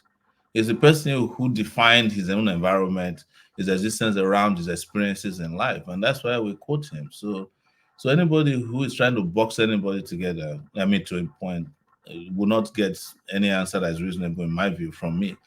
But then to now combine that with why don't you support Peter Obi? How many times are you going to keep asking me the question about Peter Obi? I've answered you. I don't believe in Peter Obi. You believe in him, that's your problem. I don't believe in him. I don't believe in him. I don't believe in all the people that he's associated with. I don't believe in Gowon. I don't believe in Obasanjo. I don't believe in Doyin Okupe. I don't believe in Abure. All the people that constitute their campaign team, they are the same people who destroyed Nigeria. How many times do I need to tell you that so that you understand? But to keep, pushing that position as if it will change my DNA is waste of time. All right. Thank you. Jide, you're next. Thank you so much, Dr. Damages. Thank you. Thank you so much. Mr. Omoyele Sowore, thank you so much for having me here. I'm also from Unilag. I graduated 2016. I've been following you for a long time now. I like your tenacity, your determination, you're willing to sacrifice, because you are willing to ensure that we are liberated from this oppression. Not just Nigerians, you are doing it for Black people, Afro-descendant people, and you're also doing it for the world, honestly, because this fight is not a small fight. But I have two major questions for you. The first one is, In the 1940s, 1950s, 1960s, 1970s, after the Second World War, a lot of the generations at that time, when we had colonial Nigeria, during the struggle for independence, there was more consciousness. They didn't have social media. They didn't have all the resources we have now. People have access to information, but they were able to sacrifice. They were able to lead their life during the civil rights movement, during the struggle for independence in many African countries. They were able to lead their life and pay the price for us to have the little independence that we have, for us to migrate to the West, to get education, to get all the opportunities that Jide, please, can you go straight to the question because we don't have time, please. Okay, no problem. So the question now is, why is it that this current generation, this generation of the post-Cold War era, the 90s and this current generation, I said the millennial and Gen Z, why don't they have the same consciousness of that era? Why, despite the fact that they have access to so much information in their fingertips? That's the first question. Why is that there is this docility about politics, particularly among Africans, Nigerians, and there's so much ignorance? That's number one. The second question, briefly, is if we're able to liberate us, if Nigeria as a country is able to liberate itself from Western imperialism, like we have in other countries that have been able to do so, we are likely to be sanctioned, economic sanctions, political sanctions, and all that by the West. So how can Nigeria deal with that to develop? Those are my two major questions. Thank you so much. I will answer the last one, which is sanctions. Why is it that the West was unable to even sanction successfully all these Boy Scouts in West Africa, Niger, Burkina Faso, and I think Mali, where there's military? Yes. So if they are struggling to sanction them, that means Nigeria can survive even better. So what is important, you must understand, is your people. If you get it right, like with your people, there's nobody there's nothing the West can do about you. If Nigerians are doing well, the West can't do anything about it. They can try all they want to sabotage you. There's no question about it. But they also now have enough problems on their hands to deal with that they don't even have that leverage anymore. Why is it that South Africa is able to take on Israel in the International Criminal Court and they can't do anything about it? It's because South Africa is South Africans who fought for liberation. They understand how to fight, But when you have puppets as your leaders, anybody can take Nigeria for granted. Even all this Mali, Burkina Faso that are taking us for, it's because of the kind of leaders we have in Nigeria now. If Nigeria were to have upright leaders who are doing well by their people, they will think twice before they start doing some of the rubbish they are doing towards our country. About your first question about consciousness, what you have forgotten completely, and I know you didn't forget, is the quality of education. It was deliberately done that the education fed to Nigerians over the years diminished in quality. In fact, I can challenge you that the education you met at Unilag when you reached there, when you left in 2016, mine was likely better than it. Because at that point, it has become what they call baroof. People no longer write their own exams anymore. Lecturers were helping people to write projects. They weren't doing anything anymore. By the time I got into Unilag, on merit, writing JAMB. You are not likely to get into any school now except private schools on merit, because you still have to go and write another exam that they will then use to sell all the spaces. So you are going to school, but you are not getting education. Nigerians are not even getting literate anymore. And I'm saying it because I just came back from there yesterday. It's all right. Terrible.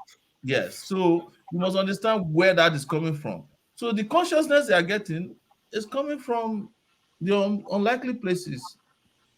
Unfortunately, social media is one of them. And that's the worst place to get consciousness from, because it's consciousness with no substance. Music, it's not like the music in Nigeria that has melody but no message.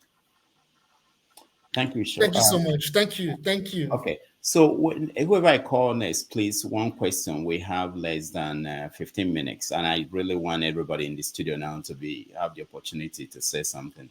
So, Kene, you are next. Yeah, thank you, Dr. Damages, and welcome, Mr. Sowore.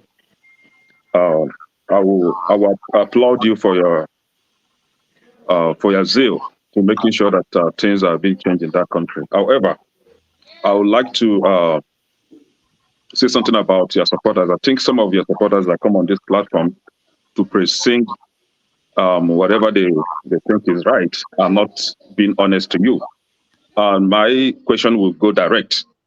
I want you to just tell us your antecedents, what you have done in the past. I mean, especially leadership position that you've held, that somebody like me that believe in using a template to make my judgment, just to convince me that because of this your leadership qualities, because of this leadership position that you held in the past, then I have to throw in my support to making sure that you be the president of the country. I say this because we've had a lot of activists that think that because of their activism, that they will better perform as president of a country, and we've seen them failed woefully. So please tell us what somebody like me should look back on and say, okay, this is my reason for supporting you. Then I'm going to do something unusual today, and I'm going to read to you the meaning of leadership that drives me. But don't be surprised. I just Googled it.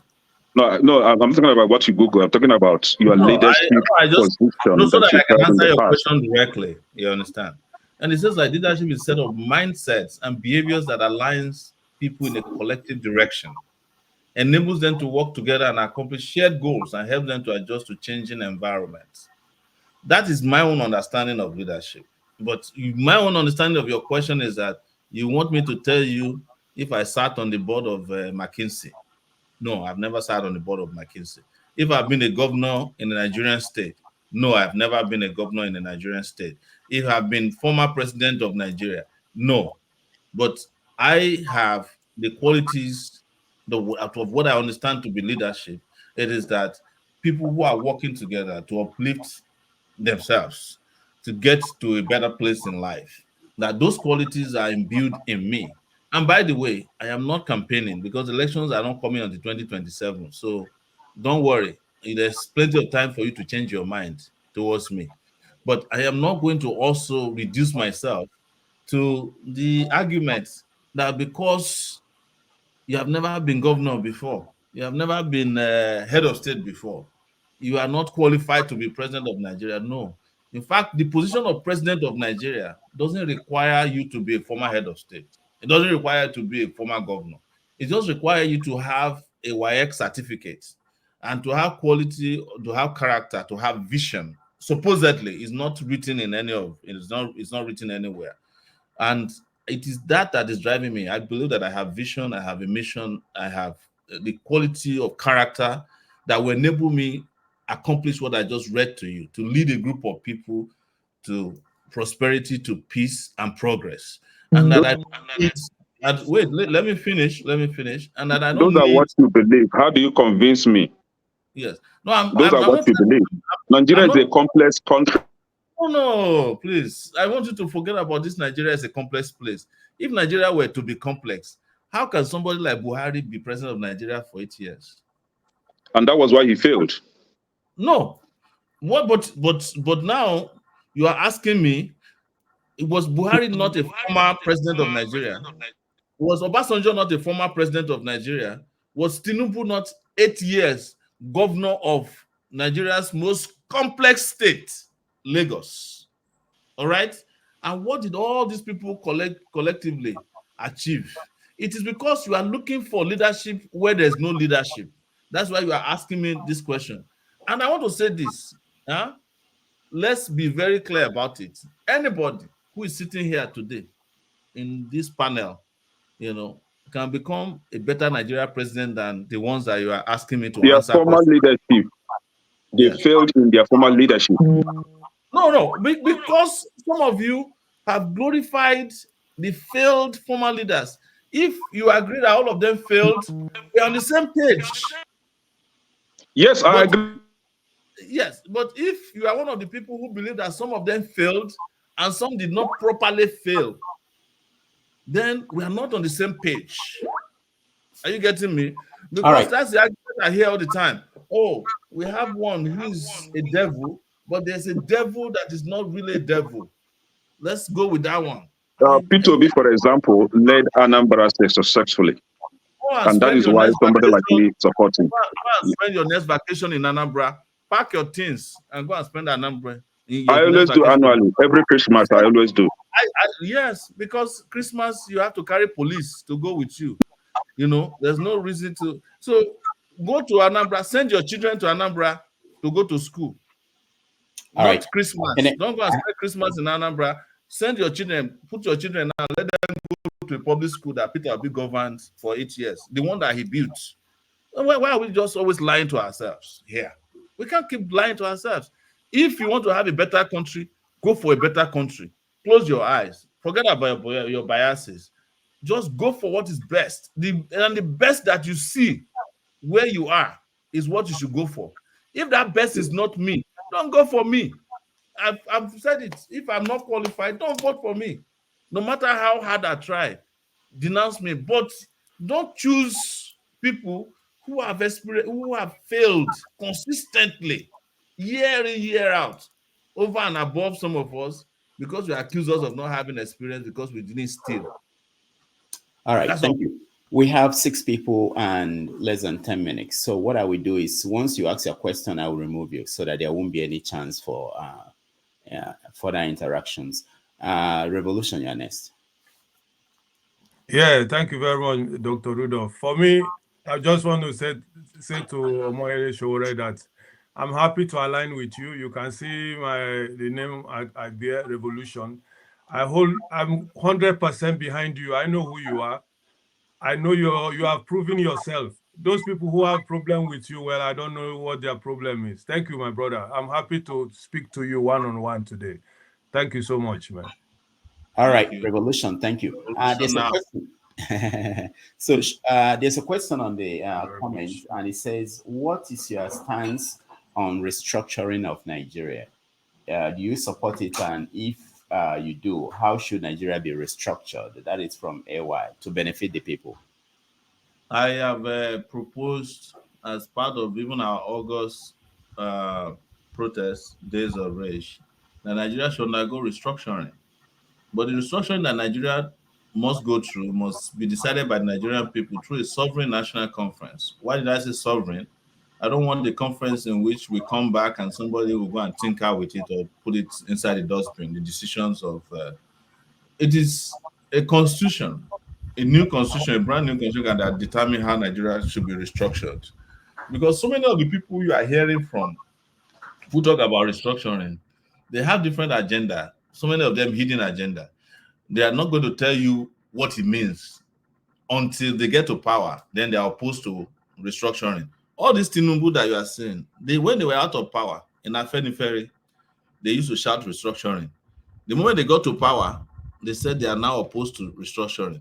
Buhari them and all their ACM party, they used to be APC. They used to be in support of restructuring. When they got to power, they don't want restructuring no more. There are governors who are shouting restructuring when there were no governors. The moment they get to governorship position, they don't allow local government elections to hold, including Peter Obi. Peter Obi was governor of Anambra State for 8 years. No local government election held. Because when you people are shouting about Peter Obi, you don't like people to talk about Peter Obi, but I will keep reminding you people why he's not different from the rest. So the restructuring that we must have must come from the Nigerian people themselves deciding how they want their country to be restructured. It cannot be the restructuring for the elite, because the elite restructuring I hear of is that they want regional government. They want to go back to Southwest. The people of Ekiti don't want to come back to Ibadan. The people of Ondo State, they don't want to become an appendage of the people of Oyo State anymore in a restructured Nigeria. So let people come and sit down and determine how They want economic, the restructuring. The restructuring I want is economic. And I believe strongly that every section of Nigeria should develop at their own pace. I believe that. Or that our center should not be as strong as it is. But let the Nigerian people come and determine this. Because regardless of how we restructure, unless and until we have good people governing even a restructured Nigeria, you'll still come and bring another sing song another time. Because right now, the state governors are supposed to govern their states. Allow the local government to govern the local government. There's no state that is allowing local government to govern. Even after the Supreme Court decided, they still had to create another committee to go and look at the position of the Supreme Court that is supposed to be final, because they don't want to let go of the money that goes to local government that's seized by state governors. That's the problem. Thank you so much. Thank you. Yeah, let's quickly go to Dr. Dominic. Is it my turn? It's my turn. Don't cut me out. It's my turn now. I think someone came before me. Go ahead. Oh, okay. I was here before them. Are they doing a partnership here? I don't know who came before, but quickly. Come on, man. I was here before Gabriel Henry, but let him go ahead. Not a problem. You see the problem. It's not true. So you have to leave it for me to decide now. Dr. Dominic, your question. Okay. Shoba, nice to see you again. Thank you, Doctor. Good to see you too. Yeah. I'll just keep it pretty straightforward. So it seems like every successive Nigerian government is worse than its predecessor governments. And for every administration, there's always something major that, shakes people's mindset, whether it's fuel subsidy or hunger. So do you think Nigerians are finally at the precipice of revolution? And if you think they're at the precipice of revolution, what is it that has finally brought them there? Considering that Nigerians have been desensitized to multiple failings of multiple administration. Are we finally at the precipice of revolution? And what will bring them there if they are not? And if they're already there, what has brought them there? Is it maybe the hunger that's happening right now? Thank you. All right. Thank you. Let me surprise you. They're not there yet. And do you know why? Diaspora Nigerians. So we are still sustaining and subsidizing the suffering in Nigeria with little money we send, to the point that people have not reached breaking points. And the guys who are running Nigeria also understand where the breaking point is. So they won't let people quite reach it because they understand the breaking point. But they will also not let the people have it because they don't need them to have their rights. They don't need them to have comfort to come and be asking questions. So they will keep them, it's like, I don't know, I think Rudolph, you used to tell me this, the part of heaven that is between heaven and hell, that's where Nigerians are. They are not quite in hell, but they are not in heaven. Yeah. So that is where the Nigerian leaders have kept Nigerians, but we have not reached the breaking point yet. I can tell you that. Does one exist? And what does it look like? There's a breaking point. There's a breaking point that will happen. There's a breaking point that will happen. But the thing about the breaking point is that nobody will know when it will happen. All right. Let's go to Henry. Yeah.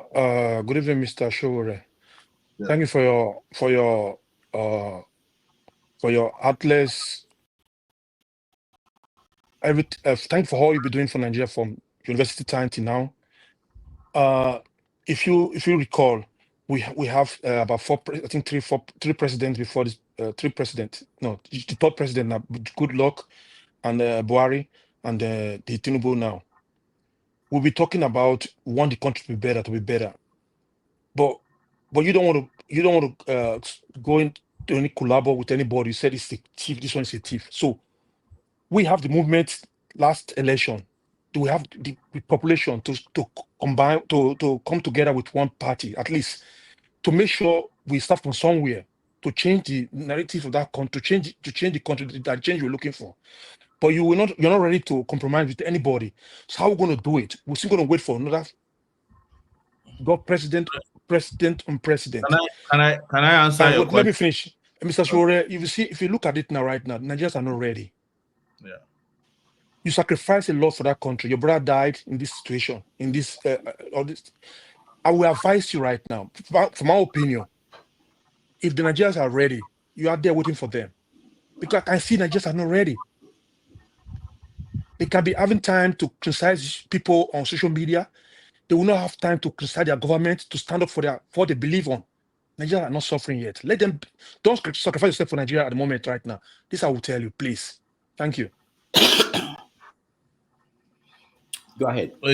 It's not a question, but you know, some of us are not doing this because we are not doing it for anybody. I'm doing whatever I'm doing now. I've been doing my entire life, probably I would say I won't even say adult because I started quite early. But so I don't expect anything in return. I don't even expect people to be nice to me. It's the reason why sometimes people draw my attention to what people say on my timelines. I was like, what's the big deal about people getting upset on social media?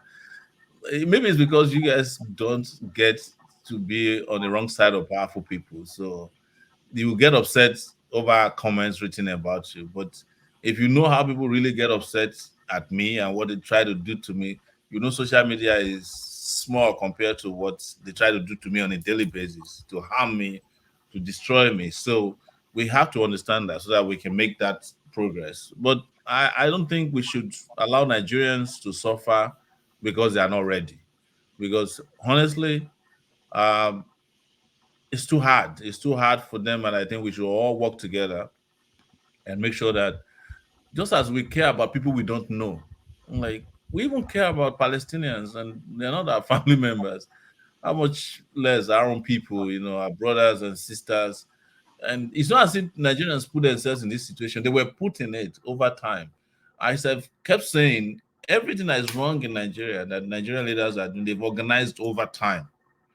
They've organized this over time. Otherwise, you will not see that it's the same set of people that have been controlling Nigeria over the last, at least within my own lifetime. I can count the same set of people who are always around, making sure that Nigeria doesn't make progress. We know them. And they are the ones who come out and say, no, we don't want this to happen. They make sure it doesn't happen. If they don't want roads to be built, it will never be built. If they don't want schools to be built, it will never be built, and they have connections here and there. But we know them. And where I get a little bit, surprised sometimes is how much people know the solutions and how less they are willing to go to solve it. And that's where I get discouraged. It's like, but you know the truth now, you know the solution. You don't need to deceive yourself. Just like our brother who was saying, oh, we had a coalition, and ask yourself, the coalition members who are in the Senate, House of Rep, have they made any law? Were they not the same set of people that first collected 150 million naira car when they were distributing car? Are they not still there? They're there now. All right. But what are they doing? Just same old stand. Let's go to Chim. Chim, you're next. Okay, so thank you, Rudolph. Can you hear me? Yes. All right, so Sowore, it's a pleasure to meet you. I've met you once here in Calgary just before the 2019 election. I still have that photograph with me. Keep it, man. You might need it. Your commitment to the development of Nigeria, especially in the political realm, is not in doubt. I absolutely do not have a doubt about that. Starting from your student union days to when you formed Sahara Reporters and used it as an agent to unveil some of the secret things that sometimes, there are things that used to be hidden from Nigerians and the public wouldn't know, but Sahara Reporters became one of those platforms that informed Nigerians. Now, it became also a platform that became controversial as a result of somebody has actually preempted my this thing, and I was like, does this person know where my question is going? Rudolph just showed it earlier on. I've had people who I've tried to invite to this program, and they will tell me, oh, that Rudolph and Sowore, I can't, that Rudolph that worked with Sowore. And I'll say, what do you mean? They'll say, oh, These are the people who wrote everything that threw out Jonathan and brought the terrible Buhari that we have. That they are molds. These are the people who APC was using and all that. And I'll try to argue against it. So I've been keeping it. In fact, there's somebody who works for Rudolph. I'm sure she's listening, who says she's bearing a grudge. She will never forgive anybody who voted APC. And one day I wanted to ask her, I hope you know that Rudolph was one of those writing things that helped push PDP off. But you work for him. But here's my question. What do you say to people who say you're part and parcel? Because we're Nigerians, and it's not our fault if we stand up against a government we perceive not to be doing well, and then the other party that benefits from that particular process turns out to be worse than the one that was there before. That has always been my argument. But I want to hear from you. What do you say to people who say you are an element who was used to push out supposedly what they termed was a better government and enthrone this APC now that has become a monster? Well, there are lies that have been told about me in this life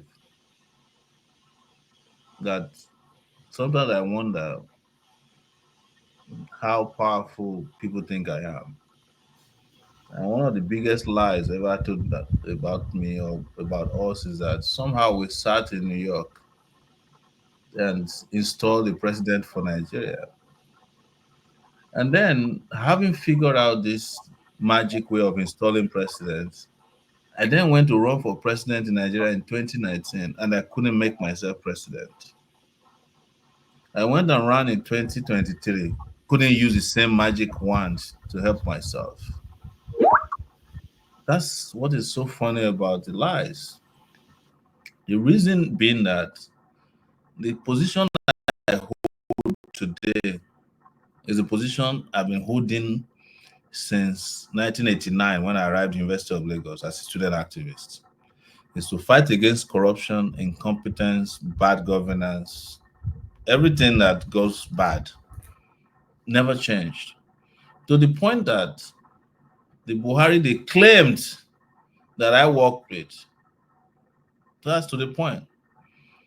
Had to put me in jail, kill my brother. And he couldn't reveal what pact I had with him. That, this Sowore that is now against me used to work for me, which is the position of some of the people you are now relating to us. The new reason is that it was never true. I was doing what my conscience tells me is right and is what I do till today. Do you know that there are people who still believe in the lie that they concocted, that me and Tinubu were like this? They've concocted this lie. The lie is, I don't know how many years old it is. They still ask me. In fact, when Tinubu won elections, some of them who told this lie were asking me if I can find them access to Tinubu. They have now forgiven him. They want a job with the government. When I tell them that I've only met Tinubu twice in my life, they said, no. You and Tinubu, you are close. You and Buhari, you are close. Do you know why people think that way? I've finally come to the conclusion. They could not believe that what we were doing on Sahara was our own making, or that the power we had at that time, we did not monetize it the way other journalists monetize power, especially media power. A lot of people have said to me privately after they told the lie and discovered it's a lie that, oh boy, if not me be you that time, shall I could not retire, because that was the time there was money. What did I mean money? There was money on Jonathan's side that he was willing to buy us collectively as Sahara so that we could be working for him. And that would have worth more than what Buhari would have been willing to pay. So it didn't make economic sense that we went with the guy who had less money than the guy who was controlling the Nigerian treasury at that time. Do you remember that was the period of Beziani? So if we wanted money, they could have flown a jet load of money to us, the same way they use Orisha Jaffo's jet to take 10 million to South Africa in the trunk of a plane. So But it is a convenient lie because anytime it is told, it's magnetic. It will get even the most honest person. And I should read them bring APC now. How? They were writing something against Jonathan. And I will say again, conclusively here, maybe not conclusively, we'll keep discussing it, that the person that brought Buhari to power, number one, is Jonathan. I'm telling you.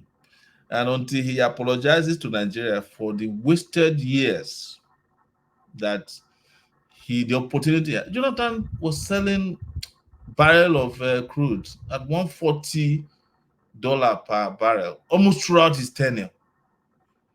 If Jonathan wanted to change Nigeria in the 5 years he was in power, it was right there on his palm. And if I was close to anybody in Nigeria's corridors of power my entire life, it was Jonathan. So, to the point that when Jonathan won election, he sent for me to come and work with him through Oronto. I've said this several times. He sent money. We rejected it. Asked him to go and work.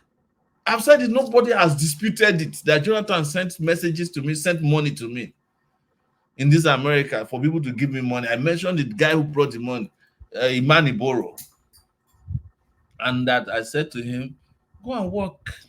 If you work, we'll be proud of you. Reason being that the same way people are accusing me of working for Buhari, Northerners at that time also accused us of working for Jonathan. In fact, some Northern guys had set up a Facebook page asking to take down Sahara Reporter's page. And the Facebook page had reached 70,000 people the day this guy died, Yaradua. Because they said we were anti-Islam. That's the reason we are opposing Yaradua. And that we were Southerners who didn't want Northerners to have power. So I have been accused also before of bringing Jonathan to power. Reason? Because we were reporting on what was happening with Yaradua's health. So how long will these lies last? Is the question you should ask yourself. But do I worry about them? No, because it's some of the things you have to live with. If you do what we do, it has its own consequences. People are going to lie to you against you. They are going to make up all kinds of stories on your. Sometimes when people lie, tell me some lies, I look back and say, are you talking about me? There was a guy who wrote a story from London at the time and said, Tinubu bought me a $5 million mansion in California. Do you guys remember?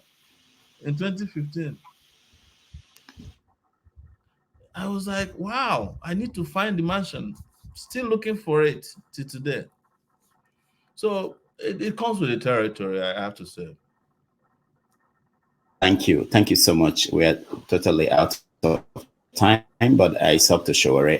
While we wait for the time you say we are going to cut off, let me go to Mr. James. Yeah, thank you. Let me just go straight to my question.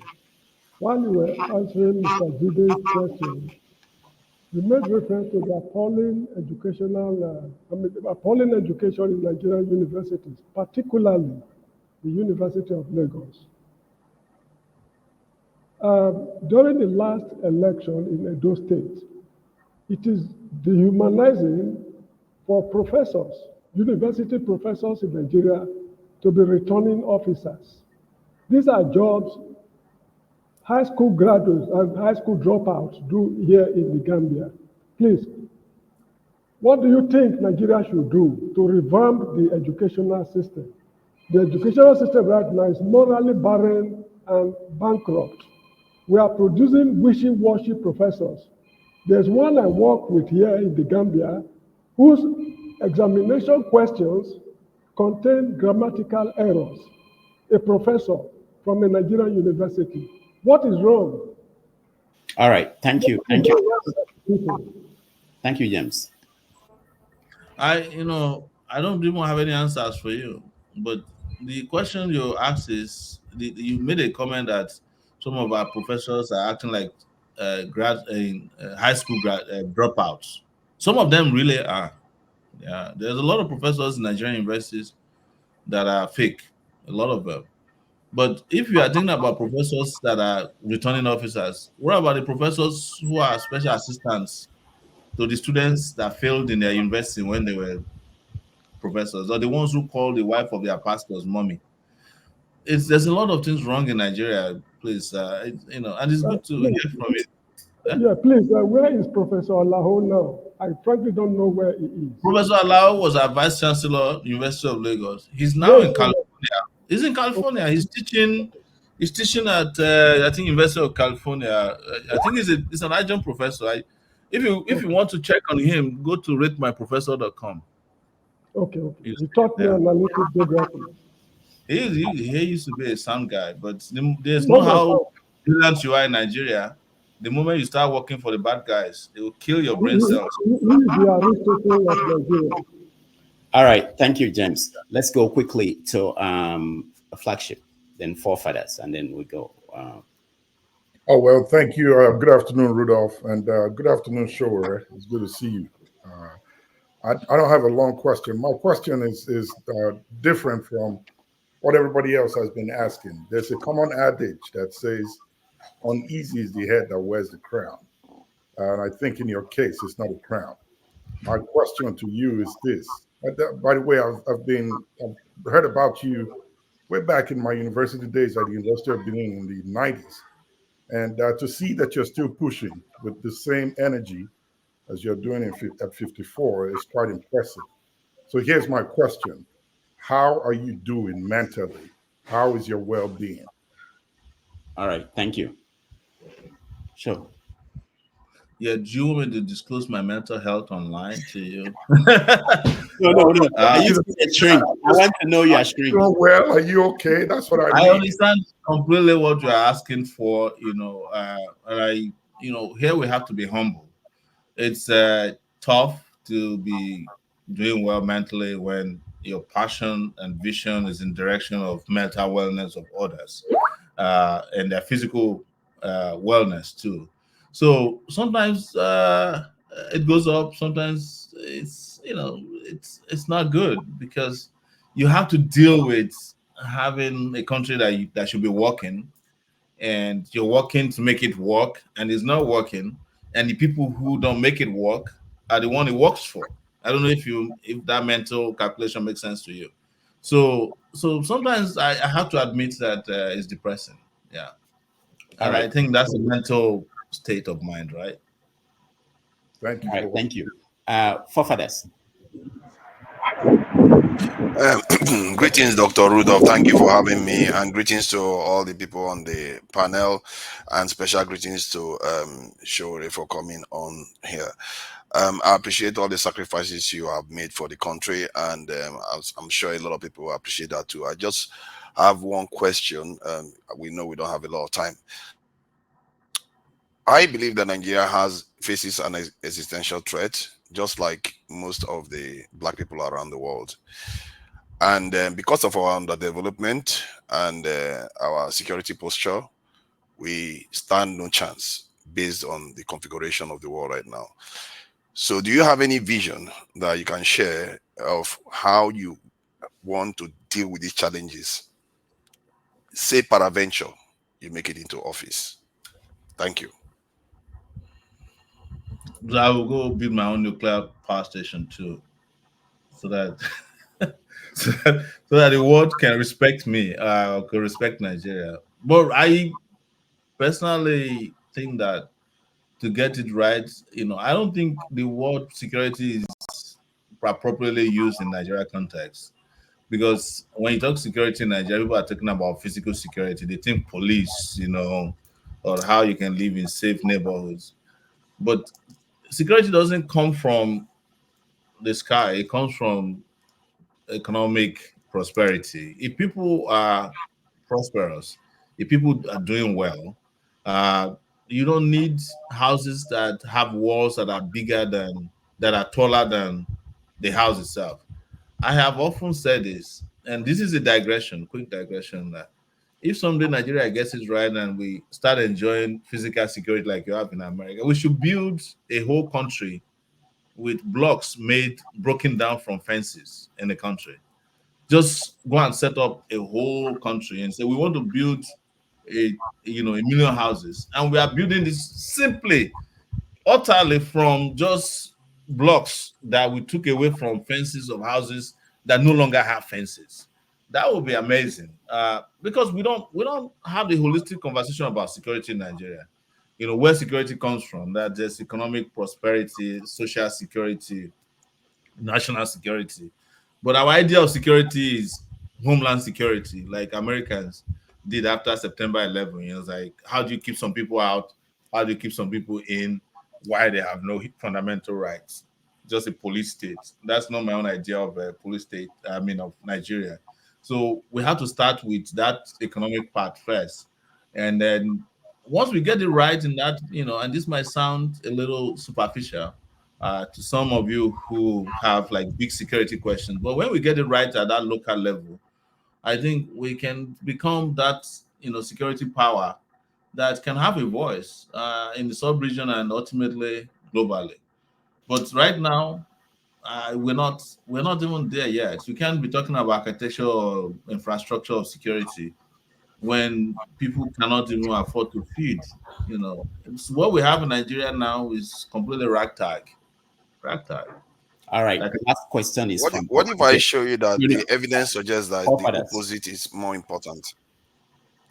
Oh, that you should have an army that is more powerful than the people, and that you get prosperity for that, even when you can't afford to put bullets in their guns. I don't agree with you, but we can have that conversation at another time. All right, forefathers, we'll have another time. Let's go to Vier for the final question. Okay, quickly. Thank you. Joel, I want to appreciate you for shining spotlight on our entertainer. Yeah, we can't hear you. You can't hear me. You can't hear me. I didn't hear me. That's why. I can't hear him. So windy. So windy.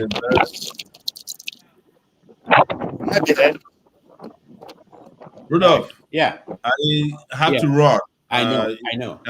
Thank you so much. Thank you so much for. Guys, please, I'm back on this side of the world. I'll be glad to come back. Maybe I can become a panelist, because I heard it's a very powerful position. Yeah, it's not. Yeah.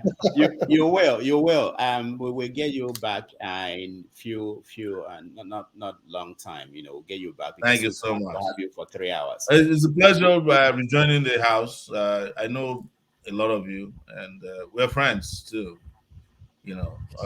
So I'll be gladly back here. So let's keep pushing until we get it right. Hopefully.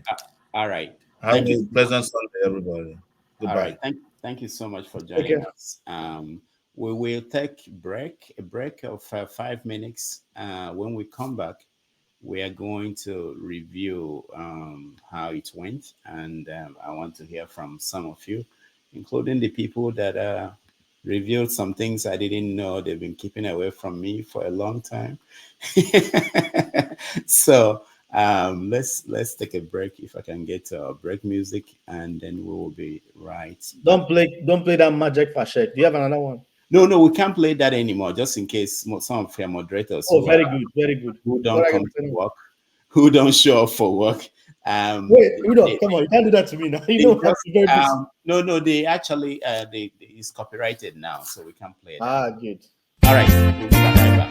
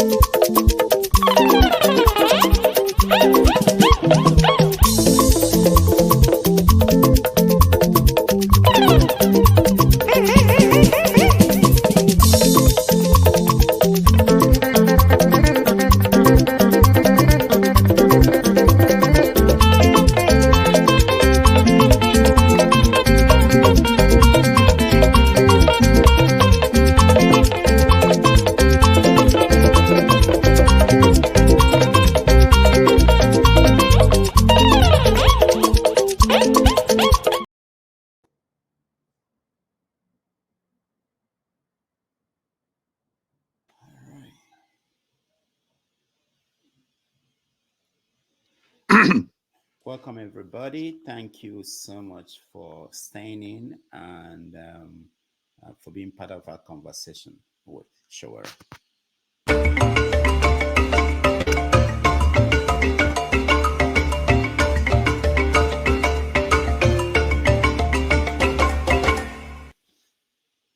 All right. I understand that everybody's question is the most important question. That's how people feel. I understand that. And I understand that we never had enough time for anybody. Yes, so to do I have to express my unhappiness for the fact that I couldn't even get into the studio. I think a lot of people were hanging around in the background. You didn't kick them out so people can come in. Oh, it was quite unfortunate. Oh, I'm sorry. I didn't think it was actually necessary, especially while he was there, because there was no room. I didn't know he would stay up to more than 90 minutes. That was our agreement. He had to go to the airport and pick up somebody, and just I think there was a delay. That was why he stayed an additional 20 minutes. So I didn't think about bringing more people in. It makes no sense. You bring people in and they won't get a chance to ask a question, and they'll feel angrier than before. So I'm sorry about that. But it was Rudolph, hold on, next hold time on, you have hold to, on, Henry, hold on. You almost tricked me out from this program. That was not fair. Henry, hold on. Let me finish. So it helps also, and I know it's difficult. I've been in your position, being just a panelist, to think about others when you get a chance to ask a question. When I look at 10 people here and we have 20 minutes, and I say we have 20 minutes, if you come out and take 3 minutes, 4 minutes to ask a question, you make it impossible for the guest to answer the question, and we get to other people. It makes me angry that you don't think about other people. I want Nigeria now. They're all Nigerians. That's how they behave. It makes me angry. I know you feel that your own is the most important question. There's nobody here, even if it's Tinubu, there's no question you will ask Tinubu that will fix Nigeria. So you don't need to ask him 10 questions because he's here and make it serve the country. So take it easy and he will come back. These people will come back. If I bring anybody here once, they will come back. But they won't come back if the way sometimes we approach the questioning as if it's the end of the world. And this is today we have to resolve this issue, the Nigerian issue. And you are the one that will answer the question, the ultimate question. So these people, we don't have anybody here I've not had a guest here who has the power, political power, to even do anything. We're exchanging ideas, and that's how I approach some of these people. If can I see you? Hold on, Kenny, I see you.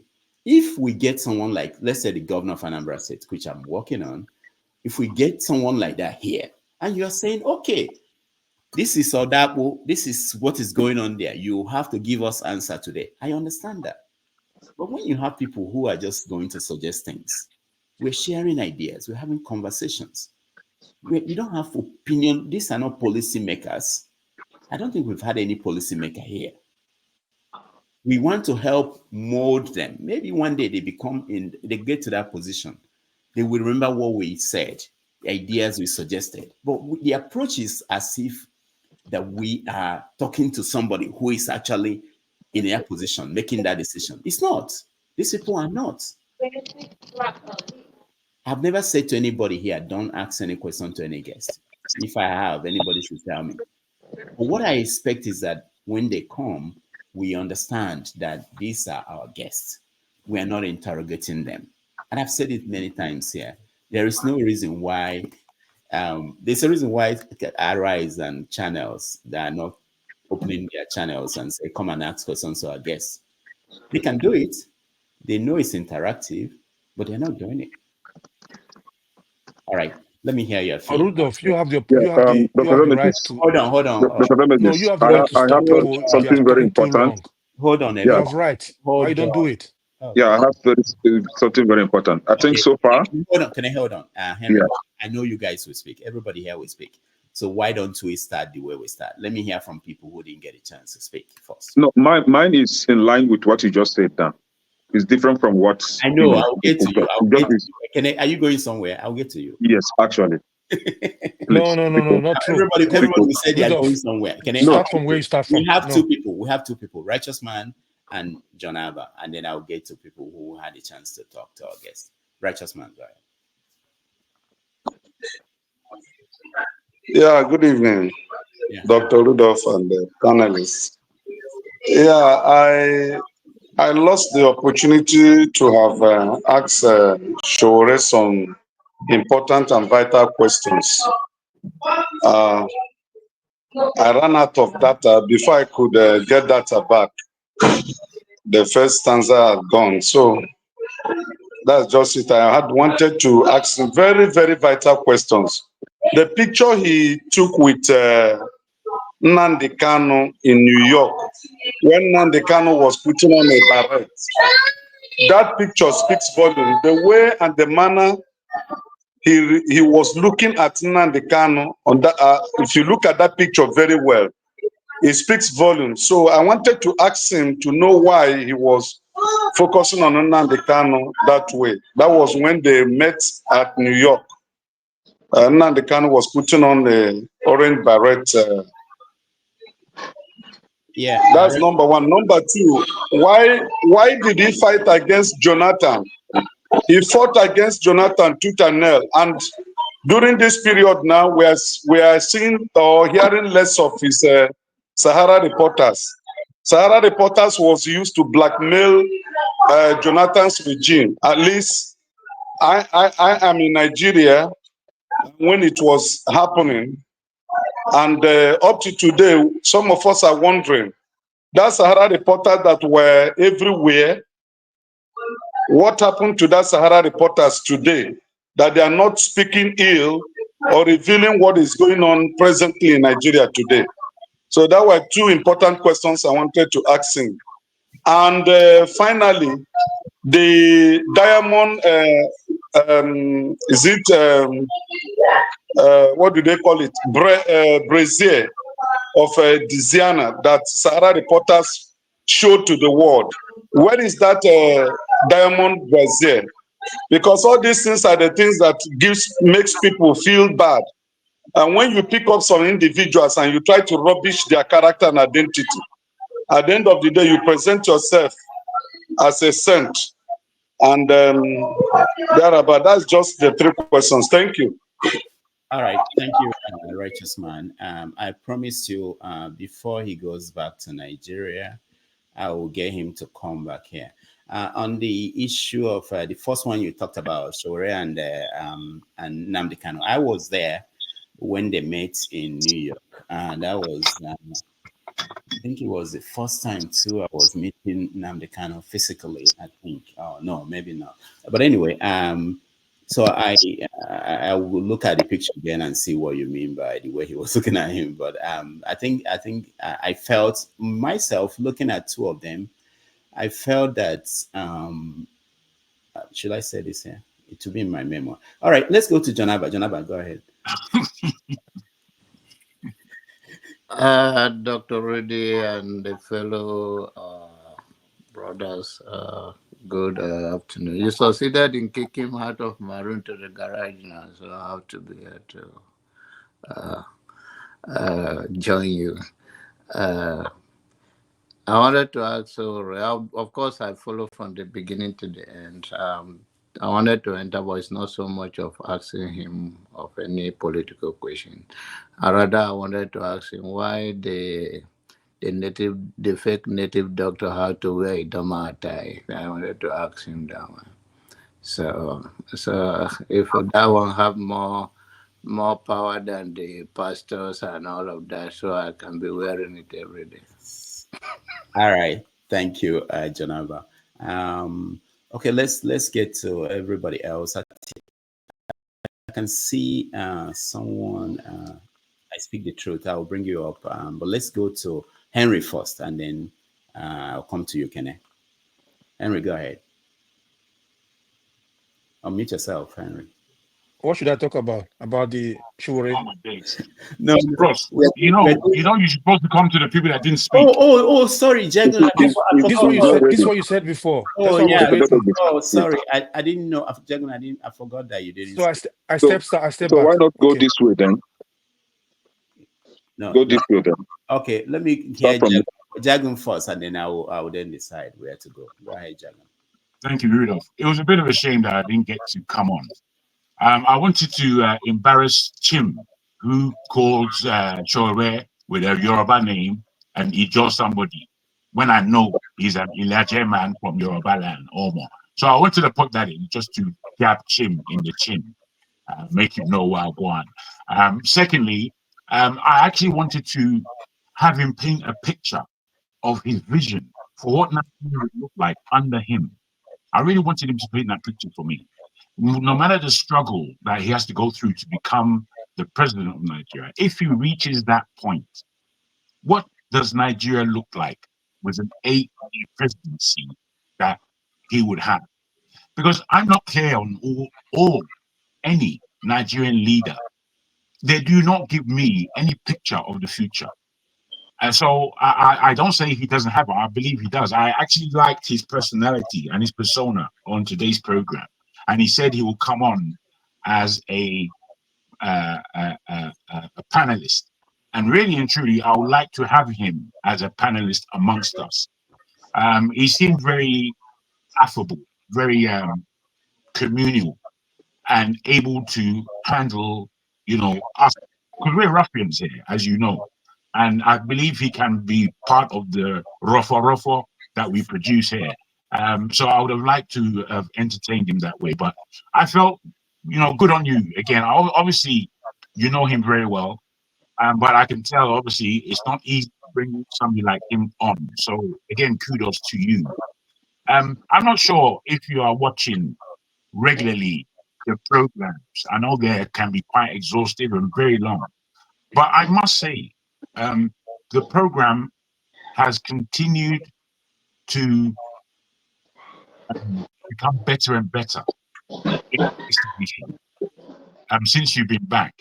We've been having quite good. I think yesterday's program with 4 parts, he broke it down into about 3 or 4 different programs, and I viewed a 3-hour one today, which I don't normally do, view the programs again and again, but I viewed yesterday's, and I saw the editing and how you're trying to make sure you can get a 3-hour slot, 2-hour slot, and push it out there.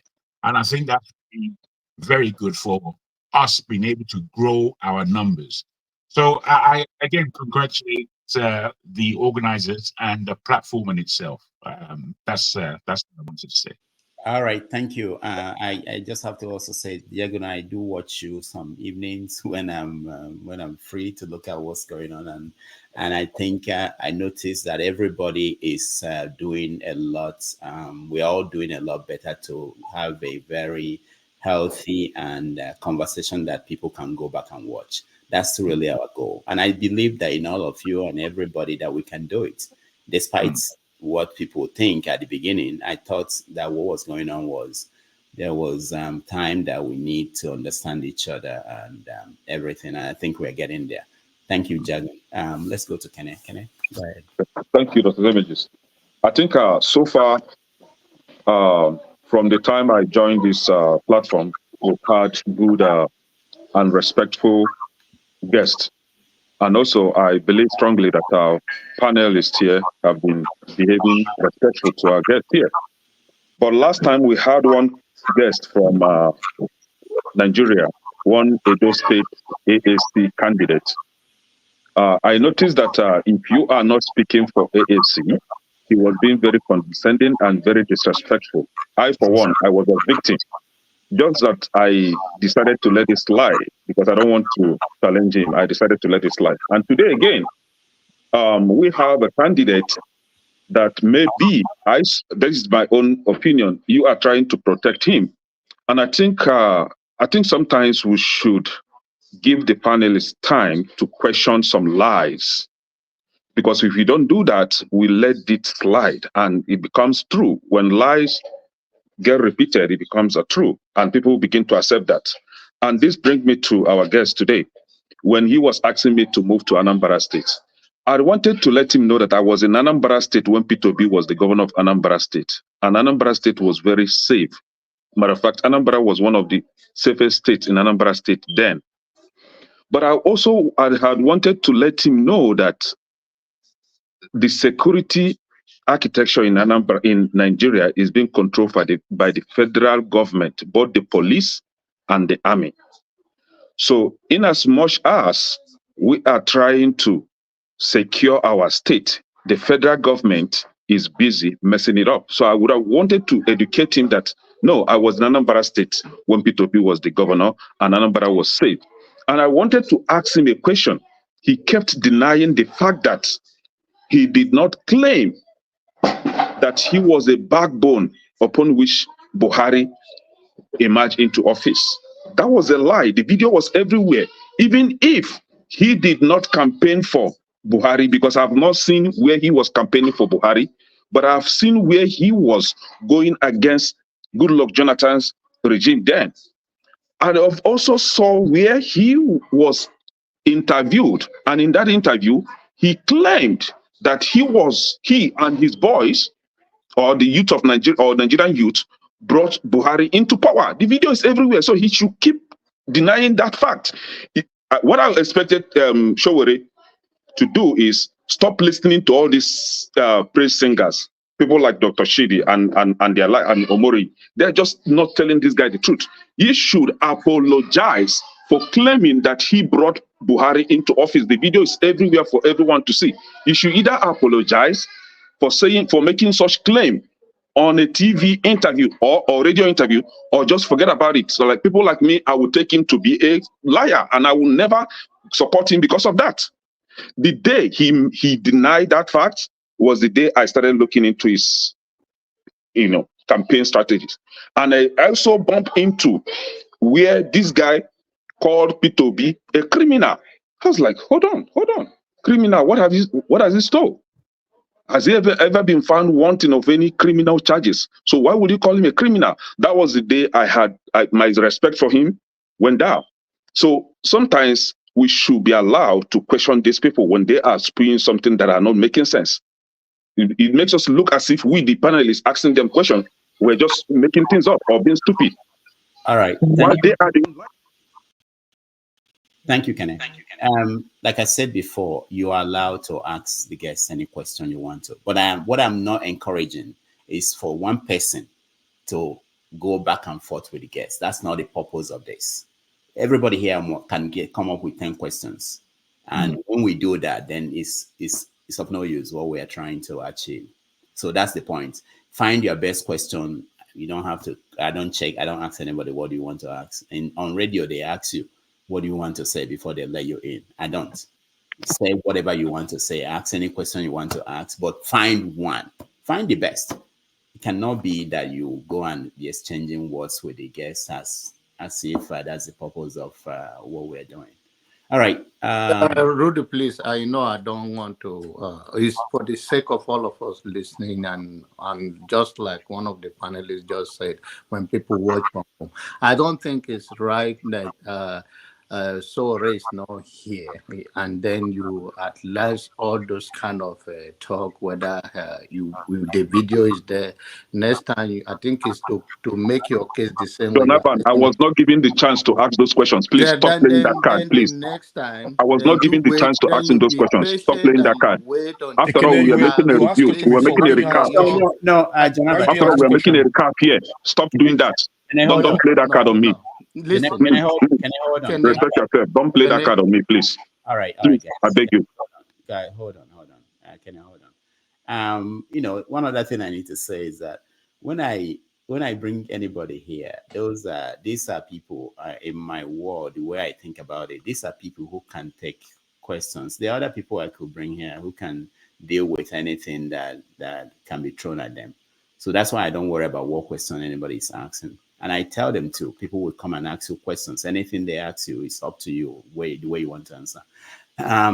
So there's no restriction. There won't ever be any restriction on what you ask anybody.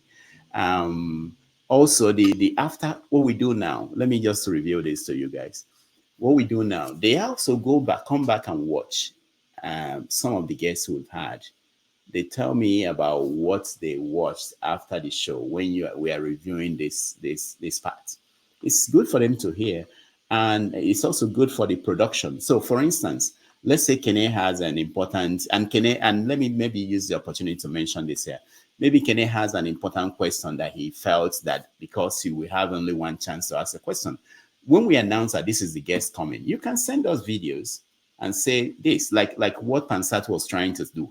It's not when we are live on air, Pansat will send a video and say, play this video before my question. We can't do that.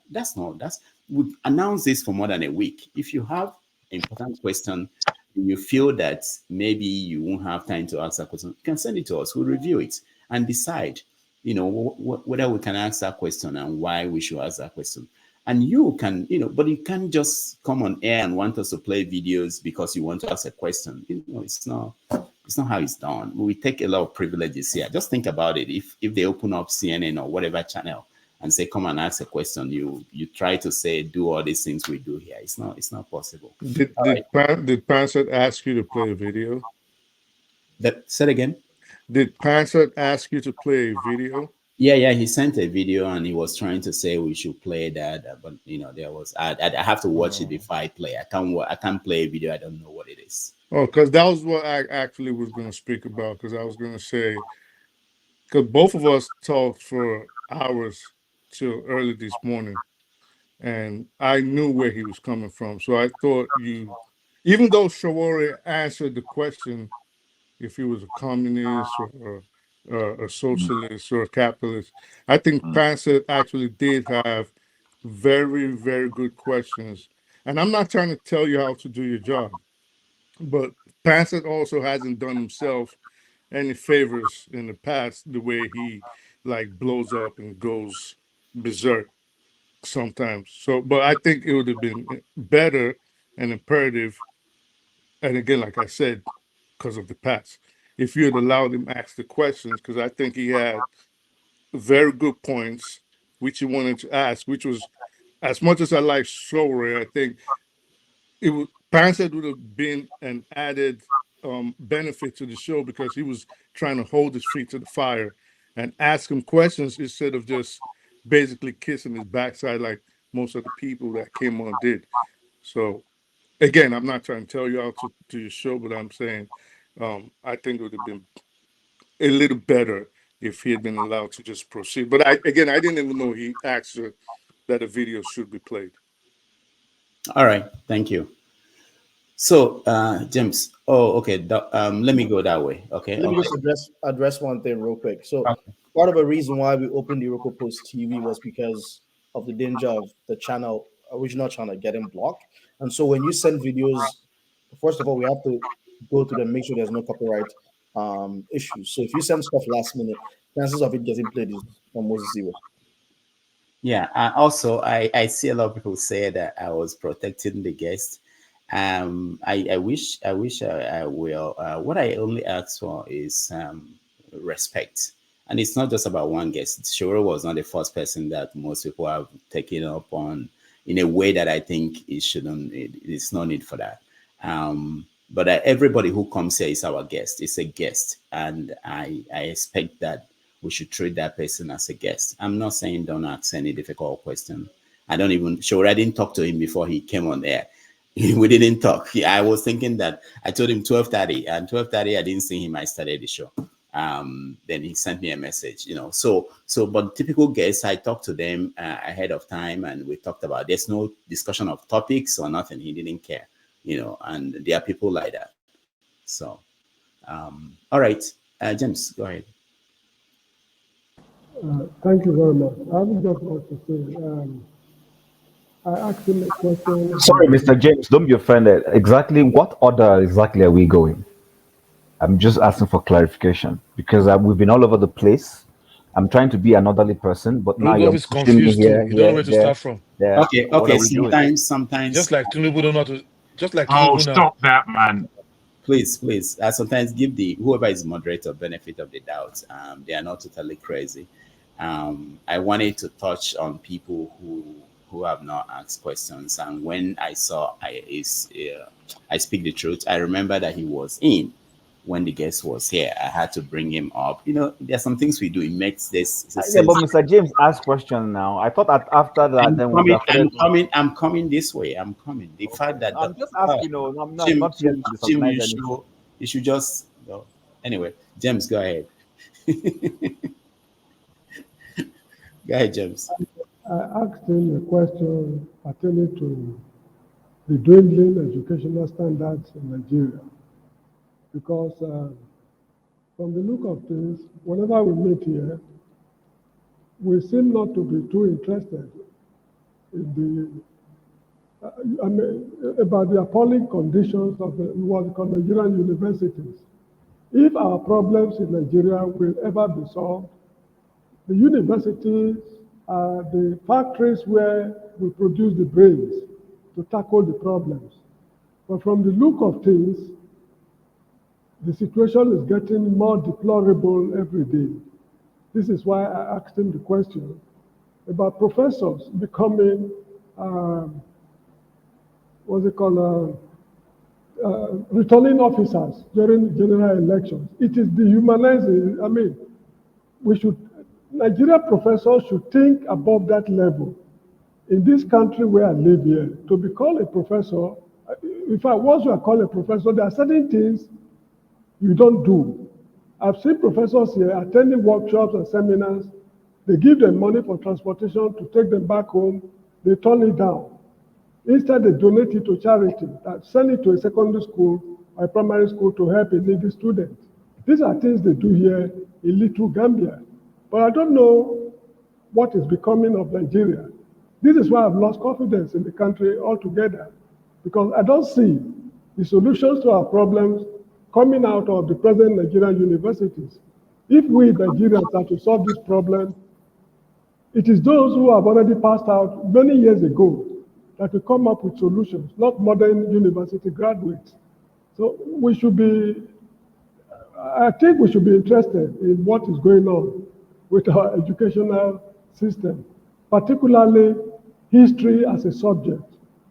It's not properly handled both at university and secondary school levels. That is what I have to say. Thank you so much indeed. It's already night in the Gambia. You can see my background. I'm inside the classroom at the moment. It's as black as charcoal. So kindly permit me to sign out, if you don't mind. I can't hear you. Thank you, Mr. James. Thank you so much. We appreciate So it. before Mr. James goes, can I say something to what he said, if you permit me? Oh, okay, yeah. Go ahead. I would like to hear. Thank you. Okay, so Mr. James, I understand where you're coming from with the issue of professors not, let me use the word, denigrating themselves to certain kinds of performances. But I think it was a huge respect the professors were given back in Nigeria when they were thrust into managing election. Literally, the message to them was, because of the corrupt system and the issues of election rigging, we believe that you as professors should be one of those to help us avoid this rigging. Unfortunately, the professors haven't done themselves any respect, because they have become the architects of the rigging process now. They collect from the highest bidder. They, shuffle results and all those things. So really, there could have been a good thing that our professors be the ones from the citadel of learning, as people who are prime, respectable persons, to help us manage a process that was, riddled with corruption. But unfortunately, they have failed. So I wouldn't say it was wrong. I just feel they have not lived up to the billing of respect that was entrusted on them. That's just my perspective. All right. Thank you for your observation. Thank you so much. All right. So, Chim, now your review, your own personal review. Okay, thank you, Rudolph. You see, I'm not there to ask questions. So I know lots of when elections are involved and politics comes to play, the roles people play becomes very touchy. As human beings, if somebody supports a group or seemingly looks like they have played a role in helping a group you don't like come to power, we're very unforgiving. I've said this over and over. I hear people tell me that, oh, this election cycle is being divisive.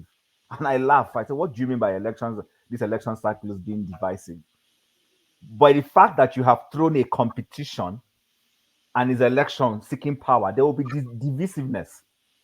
What we need to learn is that after the election, how do we say, okay, it's like soccer. I mean, my team, Chelsea, just played today. We lost 2-1 to Liverpool. I should be able to go and sit down with a Liverpool fan, analyze the game, and drink beer with him. And we move on. And then better luck next time to my team.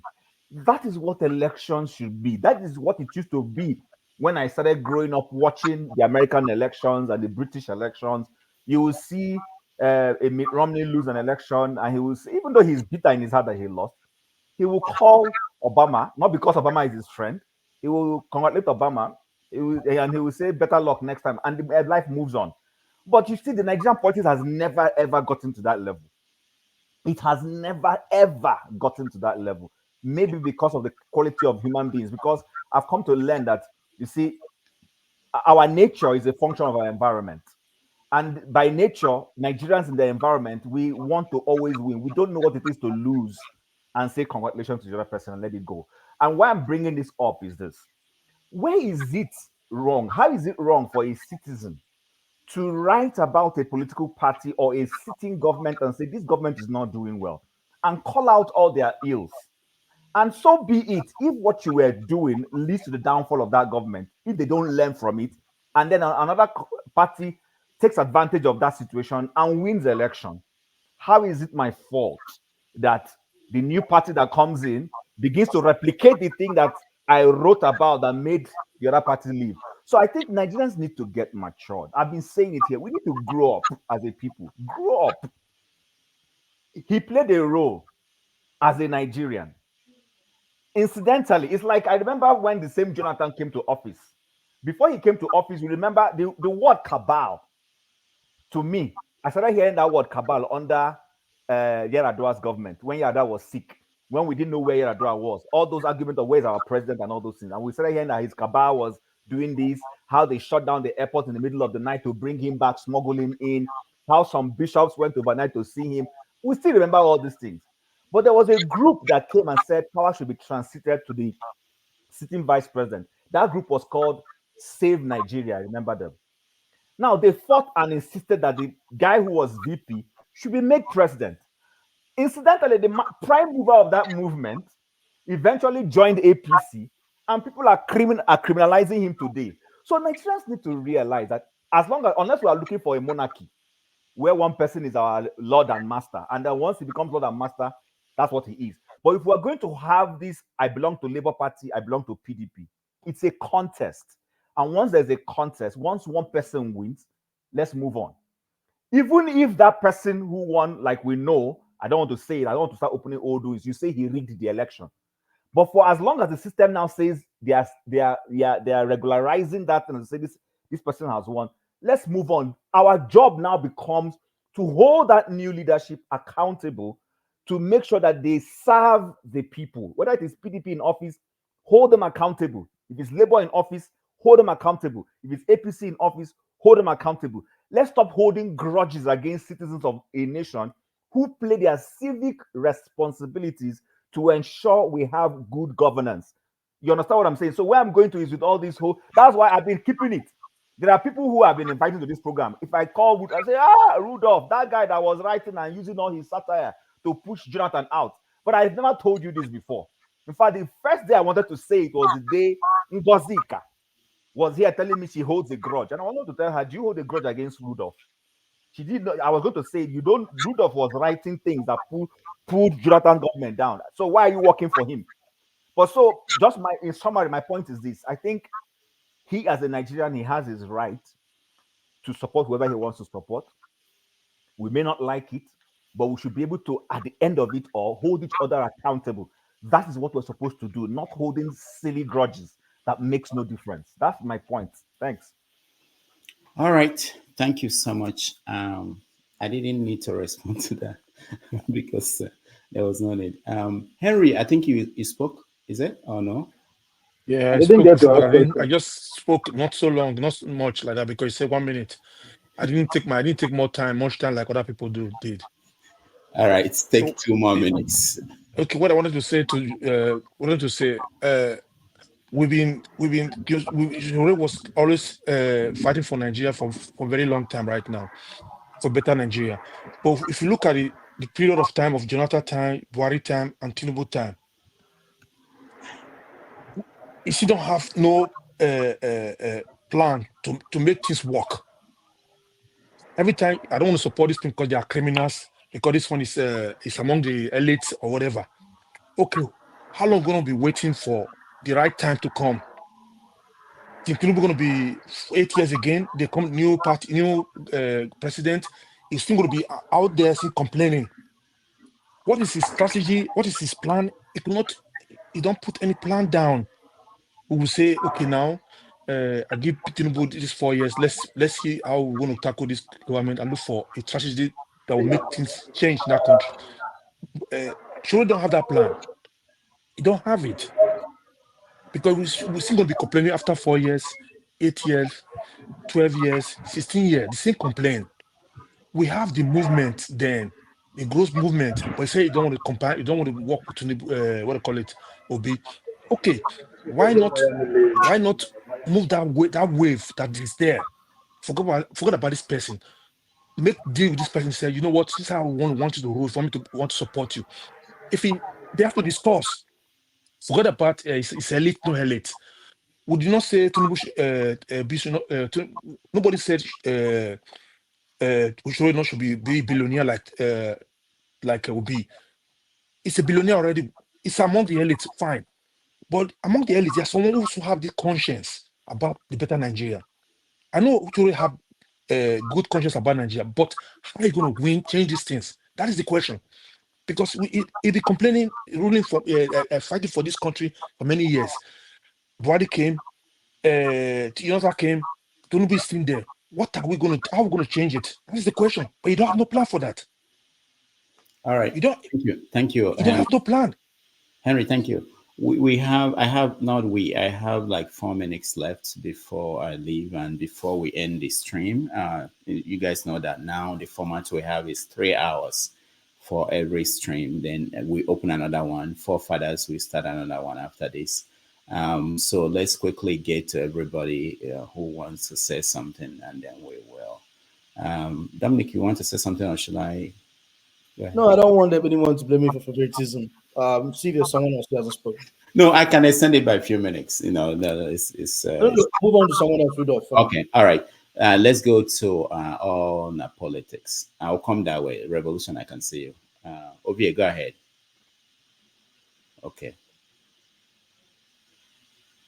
Ovie, all right. Ovie is lost. Let's go to you, Alaba. You're next. Yeah, thank you very much, Rudolph. Although I was very mad at you for interrupting my question, because what you did there was to make Sowore misinterpret my question, and that was pretty bad. And the Nigerian factor crept into my question. My question to Sowore was about strategy, not about his personality or his character. He's a very well-admired person, doing far much better than I can do behind the screen here. But because you interrupted me, he himself picked up on the question wrongly, answered it wrongly, and turned it to the Nigerian issue. So who should I form coalition with? That's the Nigerian problem. Everybody always think that the Nigerian problem will be solved by one man, one big man, who they were expecting me, some on the channel, on the platform, chat section, were expecting me to mention Obi. Some were expecting me to mention. When I say a coalition of the willing, I'm talking about people who disagree with the current state of Nigeria. It doesn't have to be someone particular. And there are people who have platforms, who have medium, who have people, who have churches, who have mosques. They have people. These are people Sowore should cooperate or coalesce with. That's what I was talking about. But everything was muddled up with you trying to rush me off my question, with him misinterpreting my question. I should name who he should align with. You should align with the people. With the people. Go door to door. Recruit platforms. Everybody comes here as if Nigerian problem is insolvable. We are the only ones on earth that have a problem that nobody can solve. We come here and speak big grammar, big English, criticize, condemn, lament. Every day, our situation got worse. Almost 30 years now, we've been in exile from our homeland country. Yet we can't think outside the box for a meaningful solution. And the likes of Tinubu are winning every day. By the way, Tinubu is not Nigerians' problem. It's just a symptom of the Nigerian problem. People would rather argue about my teeth is better than yours. Sowore kicked out Jonathan. Jonathan didn't even consider stealing as corruption. Why shouldn't he be kicked out? Then they want to argue about stupid stuff like educated illiterate. And here we are, people who cannot solve our problem. Well, Alaba, if you know so much, why don't you go there and start your own, they will say. Why don't you go do this and do that? Let us think. That's the point of conversation. So that if Sowore is not thinking of forming coalition, let him start thinking about it. It's not necessarily with the likes of Obi, because I don't consider Obi a man with a spine. It's a spineless man. Any man that can praise go on. It's a completely spineless idiot. You understand? But what I'm saying is that as a people, there are more of us. There are more of us that would still want the better for that country. We have just not connected the dots. And if you're partaking in their game, with their rules of engagement, you are endorsing them. So if this is what Sowore is doing, that was what my question was targeted to. I was interrupted. He didn't get the question. The question was misconstrued. The whole thing became the Nigerian thing. A total disaster. All right. I got to say. Sorry, Laba, if that was what happened, but let me explain this. This is why it happened. So there are two formats that we're handling here. Sometimes we forget that when you are talking to the panel this way, I give you 5 minutes or 3 minutes, so you can talk. But when we say ask a question, some of you feel it's important to give a background, as if the person you are talking to is not a Nigerian. These people are on the ground. You don't need to give me a background that Jonathan did this, that Tinubu did this. They know these things. Ask the question. Too much. There wouldn't have been any need for me to stop. The only reason why I stopped you was you were going over without a question. So that's what I want everybody to bear in mind. Think about your best question. You cannot ask all the questions. I have papers here. There are over 50 questions for Sowore. I didn't even look at them. I just talked to him because when he told me he was going to stay for 90 minutes and I have like 45 minutes, I can't go to the questions. I just said, let's have a conversation.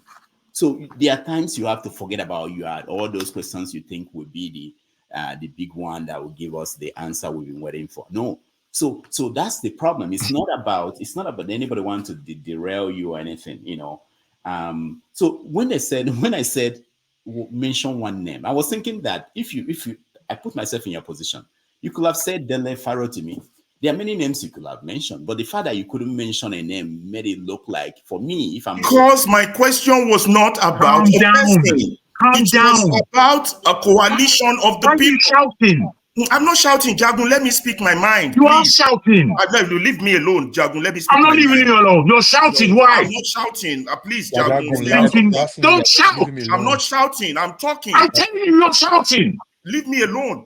I'm not going to do that. I'm talking about the coalition. Leave me alone. Why does shouting? Why are you shouting? All right. Please. Always raising your voice. Why? Because you're more important than anyone else. Please, guys. I thought we had gone beyond this now. So no, we haven't, because there's people like him around. Okay, Alaba, give him 1 minute. All right. Okay, so that's it. I just wanted to bring up the issue of background information. Most people think it's necessary. And there's nobody we've had here who is not informed about Nigeria. If we have someone like an American and we're talking about Nigeria and you feel that this person may not know that Shagari was president, then you have to go back and tell these stories. Go straight to the question. And sometimes the right answers you're looking for will come up when you go straight and say, like the guy that said, I wanted restructuring. I think it was AY. What do you think about restructuring? How do you want? That was effective. Even the answer he gave, you don't need to remind him that Jonathan tried conference and this person tried conference, just to ask a question about restructuring, you know? All right. Thank you. Before you move on, I beg your pardon, Rudolph. Alaba, I would want you to tell me what you think about what Rudolph has just said. Does it make sense to you? Rudolph is saying that we shouldn't give a background. That's why questions get misinterpreted. No, that's wrong. Background. No, listen to me. when you give a thorough background of where you're going, the recipient understand your perspective. He doesn't take it as an attack on his person. Sowore took my question as an attack on his person, which was not my intention. Okay, fair enough. Can I come back to you now? Just to say this. You know, right now there are 10 of us on here, 10 of us. And somebody like you or anybody else would want to basically collect all information before asking a simple question. What Rudolph is saying, look, there are many of us here. Be fair. Be fair in yourself. I understand. And know that, wait. I waited for you. I waited for you. Be fair in what you are doing. You can't come here and spend 10 minutes to ask a question because you feel that you're the most important. What is what doing is what doing well. I would rather ask a better okay, don't understand. Fair enough, don't understand. Keep your bullshit. Don't understand. It's okay. All right.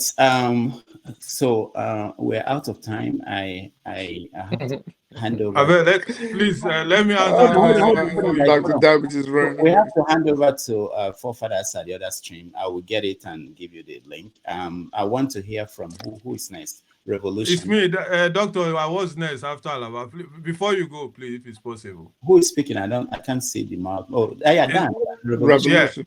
Yeah, go ahead. Yeah, you know, if they say who won this, if there's a prize today, I was the one who won because I was straight to my point. I didn't even spend up the minute. No, that's he was. He just went directly to. Yeah, because I understand the game. You have to respect what you say. But anyway, what I just want to say for those who say, what is Sowore's plan? It's very easy, except they don't listen to that brother. He said the plan of Nigeria for him is revolution, so that we remove these people in power, and so that if we make an election, the right winner will emerge. But with the same people, the same system on ground, no election can come and be won by the right persons. I think that is Sowore's plan. For those who are wondering, what is Sowore's plan? Thank you. All right, thank you, Revolution. Jagan, we skip you. Or have you spoke? Yeah, I think. Yeah. Yeah. I mean, he just had. Let's hear Michael. Let's hear Michael. Michael, go ahead. Hi, good afternoon, everyone. Dr. Rudolph, I really appreciate you again putting me on the studio. So and I missed asking a question to Sowore. Like you said, I think and I appreciate this platform. That's why every platform on YouTube or any channel that I go to, this is my first time I've been able to enjoy a channel that cares about our motherland. And please, let's up our standard when we come to this studio. And Dr. Damage is doing his best to hold on to the standard. I don't think this point for us to be arguing. We are all adults. We all know the issue of Nigerians. All I want us to, when we come to these studios, let's see in the back of what is the solution. As we all stay here, all of us here, most of us are in diaspora. What are we doing together as brothers, as individuals to help Daniel? I know many of us, we don't have the answers, but I believe if we can come together as a Nigerian, we'll be able to come up with an idea and solution. Maybe our idea may not be what the other people want, but we can all I think our sentiment, believe me, we should leave our sentiment to the side. Let's just come together here as this. We appreciate Rudolph creating this channel for us in order to express ourselves, opinion, idea, and suggestion. And at the ending of the day, we create a solution, because it's just a waste of time for us coming every day here, we're talking without a solution. So that's what I want to say.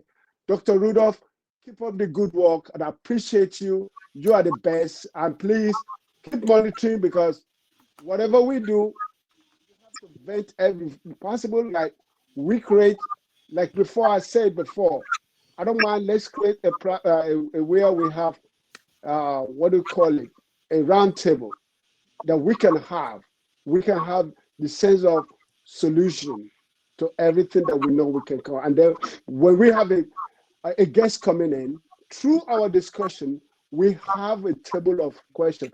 Without us answering all the questions at one time, probably we already have the list with Rudolph and say, oh, these are what the panelists suggested, and then we'll all be happy and go home. So please, my brothers, I appreciate you all. Let's put our sentiment to the side. Let's all work together. Wherever we are all diaspora. That country needs us, either we like it or not. No matter how small we can contribute, that country needs us, and Nigeria needs to go. And that's why I always say, God bless Nigeria, God bless America that I live. Thank you, guys. All right. Thank you, Michael. I appreciate you. I know I'll come to you, number 6, and Jefferson Fox. But before then, let me just say, please, if you can, if you haven't subscribed, please do that. That will help us subscribe to the channel and to Iroko Post TV, because we're moving to that channel from January. So please subscribe to the channel, like and share this broadcast so that other people can watch, because it's not just about us who are here. We want to make sure that the message will get to more people, and the only way it gets to them is when YouTube sees that a lot of people are liked and shared it, and it will get to other people. I thank all of you. I'll hear from Jefferson and number 6 field, and then Dominic will end it for us. I've posted the link to the next stream. Forefathers is there. All right, Jefferson, you're next.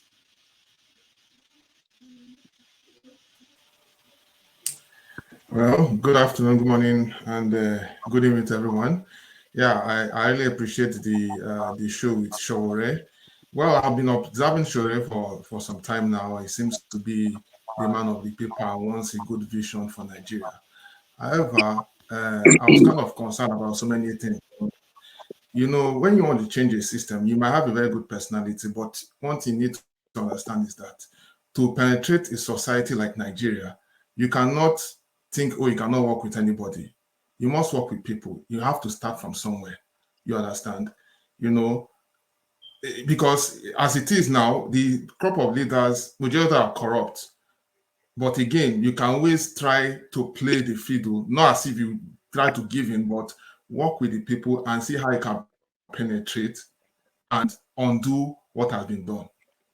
Because even if you say you want to operate alone, how do you want to operate alone?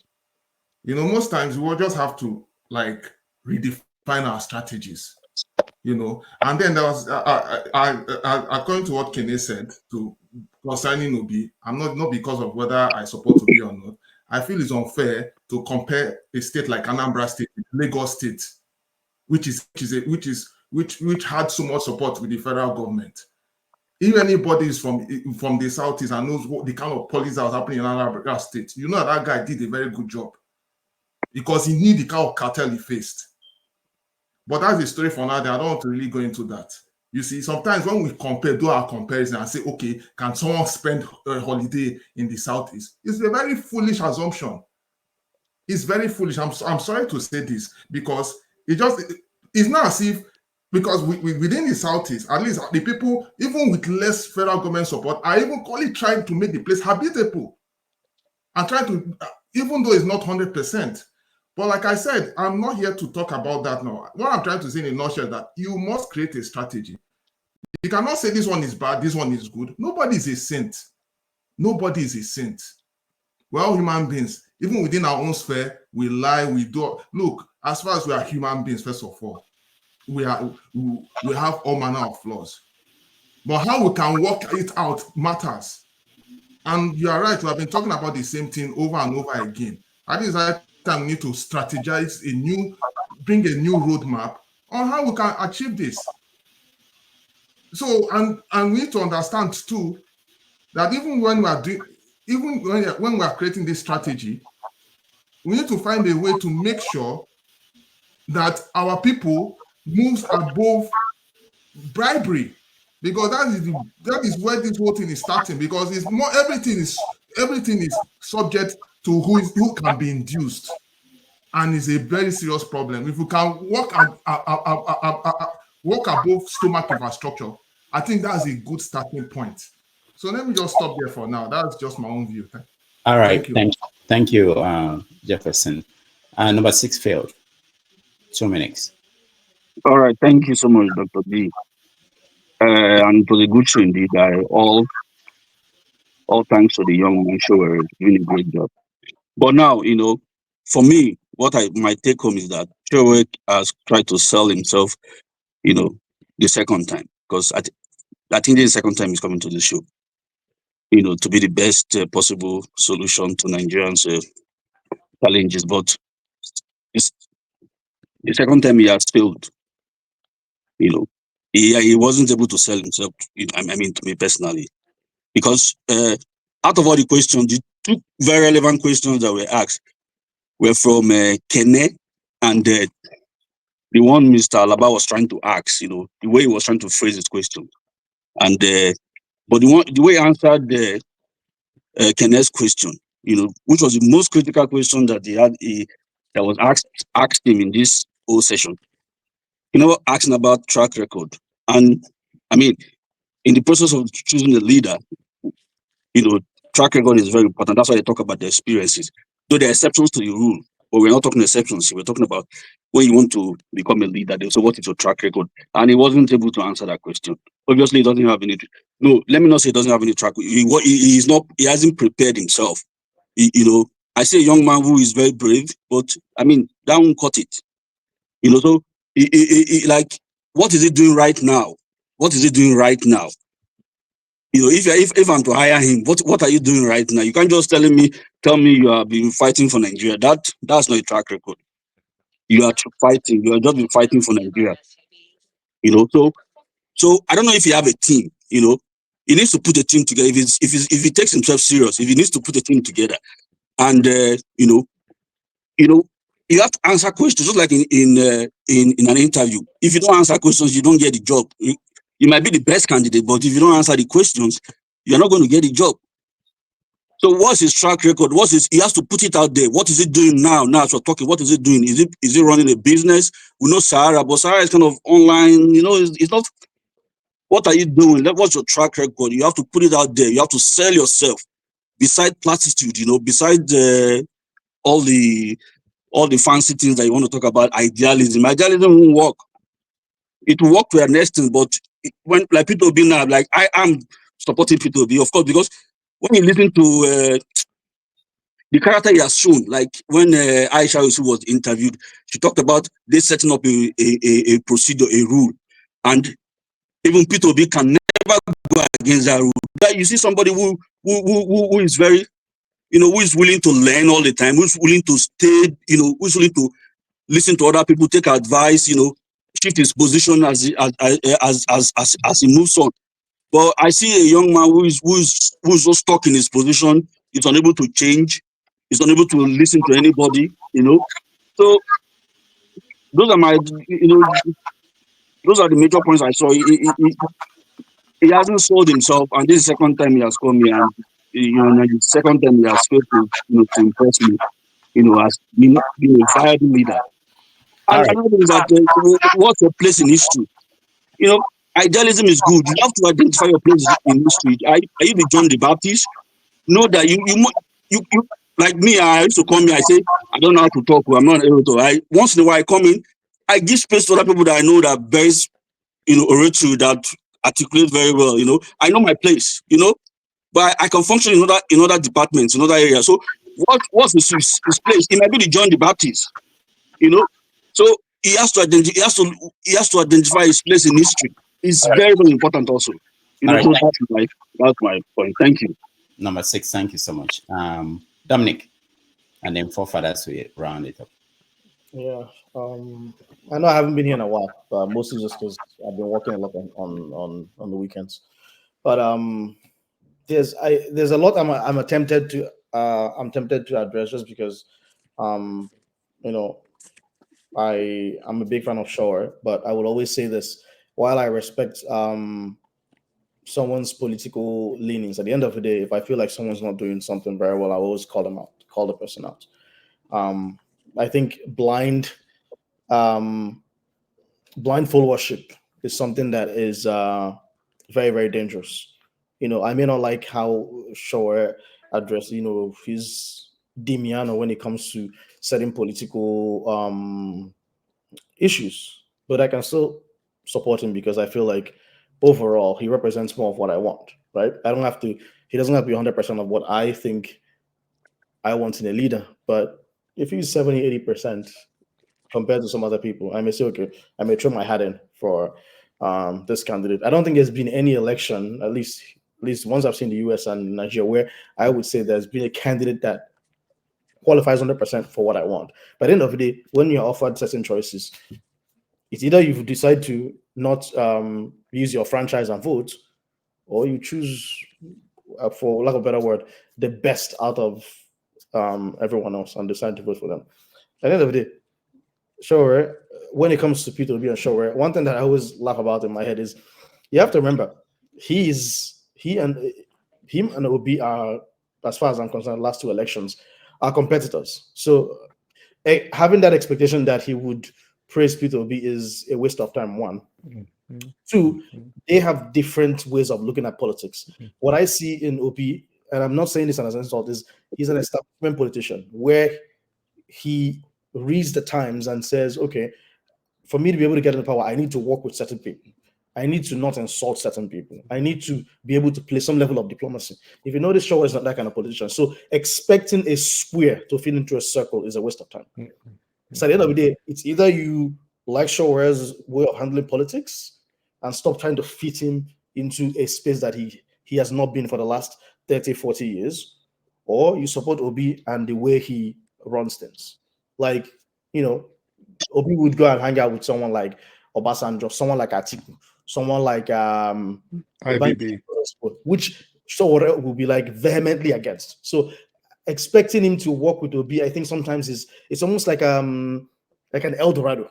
Certain expectations that people put up, and I'm like, if you know Sowore very well, like he would never do that. So I think this blind hope is something that I think for certain people, all it's just going to do is frustrate you. They are totally different kind of politicians. And then at the end of the day, when I notice this a lot, Nigerians always talk about, I want someone with experience, someone with experience. But if you look at Nigeria's history, how much experience did the people who initially ruled Nigeria have? Coup plotting. Exactly. The ones that have ruled in the last 30, 40 years, what experience have they had? They've always brought in more corruption than there was. The ones who have run as governors, what have they done? Look at the likes of, what's his name? The one that the FCC is chasing around in Bello. State. Exactly. So the prerequisite for leadership is passion and willingness to sacrifice. Those are the two basic foundations. Whatever some additional stuff someone else has done, it's up to you to say, okay, based on what this person has done, this is what I want. This is why I want to vote for them. If you look Sowore for the last at least 4 or 5 years, most of what he's done through is, if he said he didn't collect American citizenship, which a lot of Nigerians will call crazy, but obviously if he had, he can't run for Nigerian president. So he's been in America for a while. He's not accepted American citizenship. Secondly, he keeps shuttling to Nigeria and keeps facing danger to his life. So I don't know what other prerequisite you would want in someone who is persistently trying to change things. At the end of the day, he didn't come here to campaign. He came here to offer his opinions on, this is how Nigeria is, and this is what I think should happen. It is your choice whether or not you feel this guy is the leader for you or not. And the last thing I wanted to address is, I think people forget this. This platform has been run by Rudolph Nupe for a very long time. And, I say this with utmost respect, because I'm probably the youngest person who's here. This platform being on here is a privilege and not a right. And I can imagine the amount of emotional damage Rudolph probably goes through every day trying to run a program like this, where you see horrible comments, or you see people express horrible opinions, or people are always thinking Rudolph is unfair, and how we handle those things. Every once in a while, text Rudolph if you have his personal number, or just check in with him. Are you doing okay? He's doing a lot to. But Rudolph is unfair now. Sacrifice a lot of his peace to be on this show. Look at him dressed up for hours. His wife is at home. I visited him before, and he's here sitting on the dining table running this show for hours. And people come on here sometimes and they cause disruption. Sometimes if you know some of the other panelists here, I know some of the panelists and some of their temperaments, don't go poking people, right?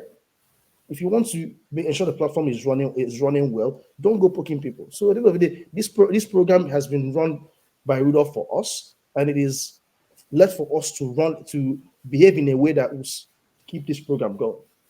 But some of the behaviors I see on sometimes when I want to join, I'm like, I'll just sit in the background because I just don't want to deal with certain personalities and people's temperaments. And the same people keep offending over and over. It's like you have to say something ad nauseum. So I just get tired sometimes. I just say that, sit in the background. So I don't know how you do it, Rudolph, but props to you. You go through a lot. He And likes it now. I don't know how your wife allows you to do this. But Dominic Rudolph likes it. Thank you. Forefathers.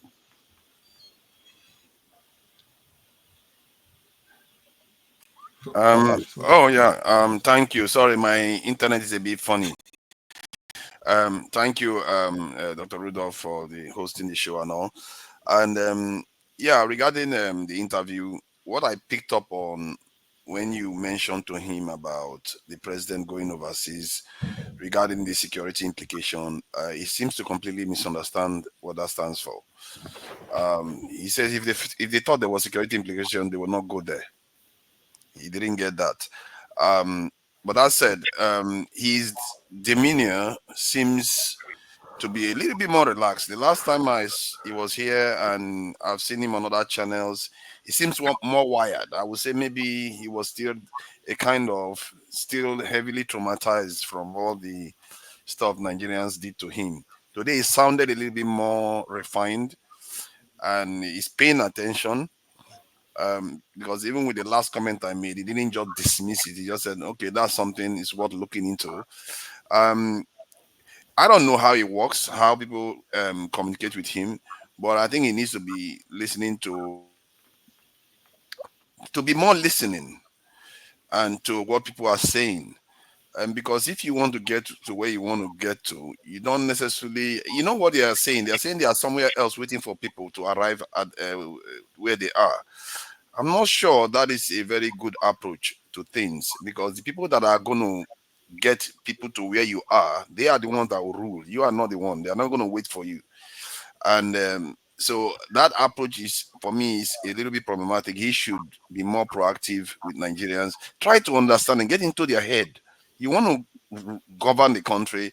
If you have an overarching vision, you feel passionately about it, get into their head. Try to understand them and win one way or the other. The idea that you are waiting for them to come to you, I don't know whether that's a good strategy to go about things. And my issue, to an extent, because he is the foremost figure, you can say, that is anti-establishment right now. And if that is all we have, it can be problematic, because it caps our ability to kind of transform the system. Because if you look, for example, the recent process that happened in Nigeria, I believe it was limited in his scope. The ambition was not there, because it's just about ending bad governance. He didn't demand for any real specifics that they can do while they're in office right now.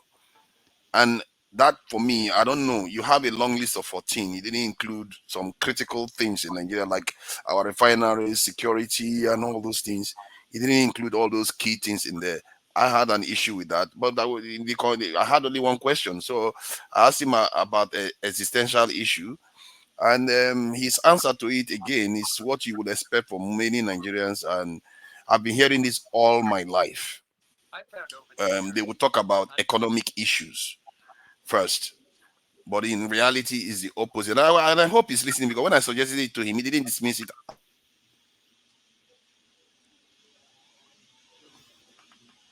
Because if you are to transform a nation, you need to know where you need to start. Because our leaders, our previous ones, have been trying to start with economic. We had it once. Where is it now? It's gone. We had it once. We should learn from the past and correct it, and have a vision for the future. And he is the foremost person. Personally, if he has a space where people can contribute to his ideas, I'm willing to participate, because no idea is sacred at this stage. Everybody should be questioned. No mercies. They have to stand on their own merit. And I really hope that Nigerians know that, because given where we are right now, you should suspect anybody, trust no one. Because anybody could go into an office, sign with some other person to go and this is say that they pretend to be a proper opposition. That's why some people see him as a gatekeeper. You see that some people accuse him of being a gatekeeper, but it doesn't matter. All that should not matter. You should have an idea that you believe in. And I should have asked him all that questions, but it's limited. I could have asked him about his ideology. And I'm not surprised he didn't make it into office because he seems to believe in a kind of socialist ideology. There is no way Western countries will back you to become a leader in Nigeria if you believe in socialist ideology, especially when you're in their countries. You are vulnerable to them. I don't see him in Russia. I don't see him in China. You can't rule Nigeria if you have socialist ideology. And I also think that we don't even have the luxury of economic or governmental ideology even.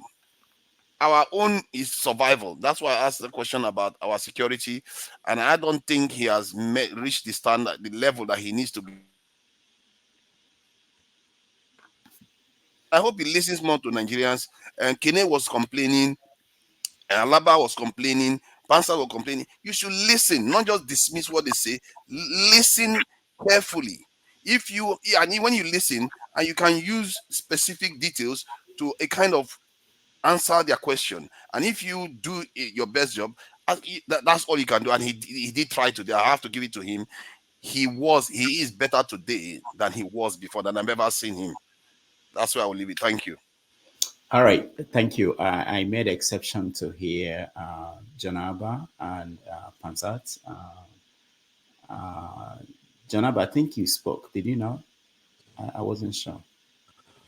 Yeah, in general view of everything, no, I don't know, you guys are trying for us to analyze this, what Sowore interview today. So I watch and I enjoy all the conversation. I think one of the things that the question from Alaba do not sit right is the way he started it by saying the high school or the college lifestyle. I think when Alaba started from that, before he went down, it's already a turn off for him. And that is one of the things I observed, that the whole conversation with that couldn't go well, because it's like we are trying to tell him he have not changed from English, or there's many ways you can interpret. And I think that, but doesn't mean that Alaba was not asking the right question. But when he started that, even anyone, as much as want to keep it cool, you will have you are demeaning someone, to me, that has have sacrificed so much, like of, then that is a turn off. And then the Pansa thing. Janaba, are you playing music? Who is playing music? It's not me. Oh. Okay.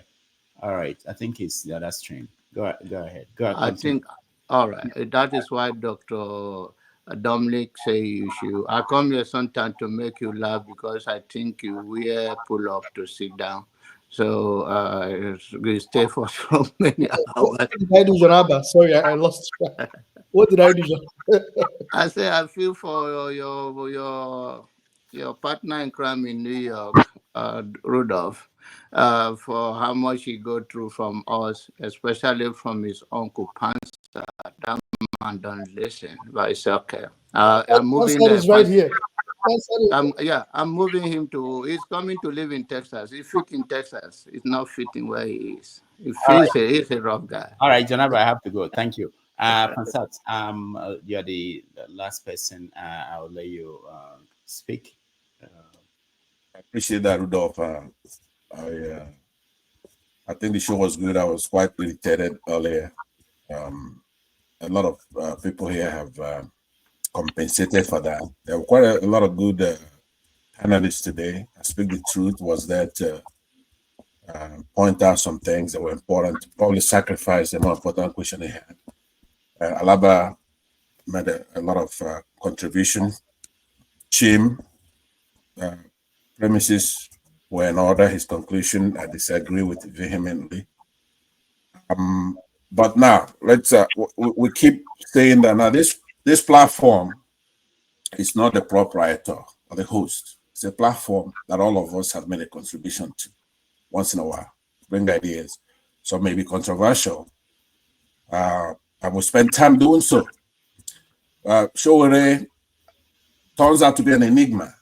It's just a put. Somebody who was known before and then start drifting into an enigma where we don't know what the hell he's talking about, right? I asked him here, and this goes to Rudolph, to you and everybody else on this platform. Sowore, I asked him a pointed question as preamble to my actually asking him a question. I said, "Are you a communist or are you a capitalist?"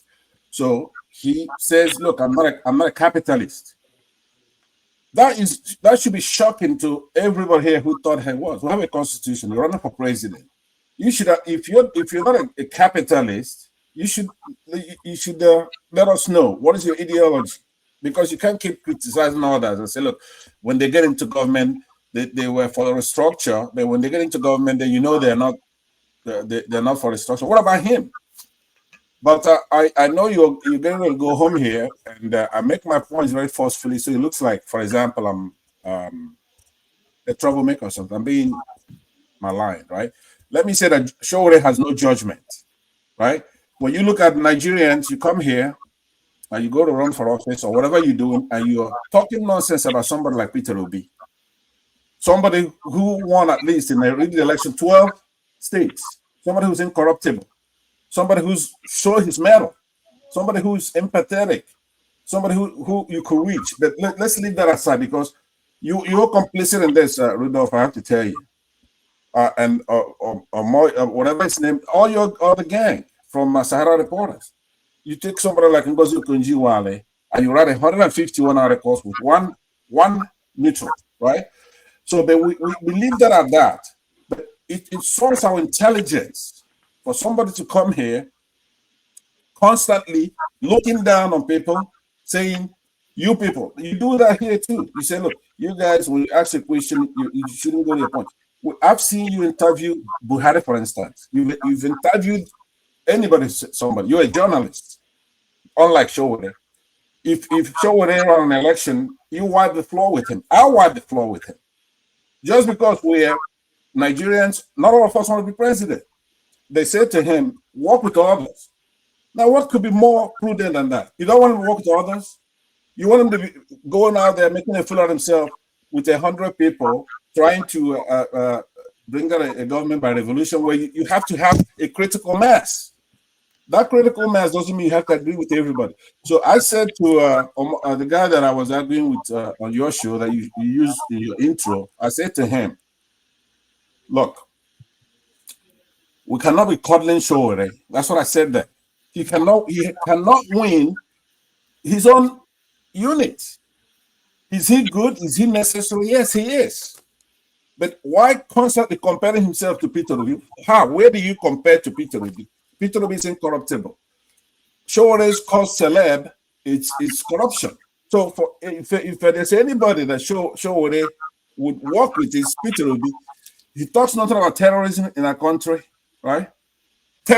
Before maybe 10 years ago, I called Sowore and said, look, the only problem we have is not corruption in our country, right? We have a more dark polity, but I'm not going to try to resolve that here. But all I'm saying is that on this platform here, we're going to have to, you're going to have to restrict your responsibility to family, to administration, but the true and false, you're going to have to leave to the panelists. We're not here, like I said, it's not a hierarchy, or like in that sitting order, Dr. Dominic, that come in. What I'm saying is that yes, there's no hierarchy. I bet. Yeah, so all of us, we love the country, like somebody said here. But today there were quite a lot of people who made a lot of great points. Sowore needs to be redeemed. He has to listen or get the hell out. All right. That's what I'm saying. Stop insulting Peter Obi, because he is one of those people. He's the best Africa has produced, whether you like it or not. There's no other person in that continent. He's better than Nelson Mandela, for example. He's better than Obama. It's true. I can make the case if you give me a chance, but Thank No, you no. for your patience. And when we dumb down on you like this, is because I do know you're not a gentleman. I've seen your skits, other shows that you do. You have to understand that. I've seen you do your Dr. Dameji show, and you're quite vicious. That's just a fact, He's right? very vicious. Thank you You very know, much. Rudolph, one last thing, Rudolph. Something that we have to maybe make a little bit more clear is, when we have guests, to what extent are we fact checking or pushing? For example, if he says P2B is a criminal, like we ask him like, why does he say? Because I've heard certain rumors about P2B and sort of know where Sowore is, what he's getting at. But the thing is, maybe next time we should push him to like actually say, if you're taking P2B as a criminal, you're infringing on someone's character, right? Or Did he say it today? He said some. No, that was only campaign. Okay. So I think that was he said a lot of things about Ngozo Konji-Iweala that are just not true, or Dora Akunyili that are just not true. There are so many in journalism. There are standards. The allegations doesn't mean anything, right? Somebody is innocent until they're proven guilty beyond a reasonable doubt in the court of law. But in the court of public opinion, it's not the same standard, right? So in his case, he's been accused of treason. Now we choose to say, look, in the court of public opinion. While the Pansat is going over and over, are we not going to leave to another? All right. Pansat, we have to go. You guys can go over to the next stream and continue the conversation. I want to thank everybody that joined me, Dr. Dominic Chim, I Speak the Truth, Jefferson Pansat, John Abba, Alaba, and everybody, especially those that donated, AY, Nana Bash,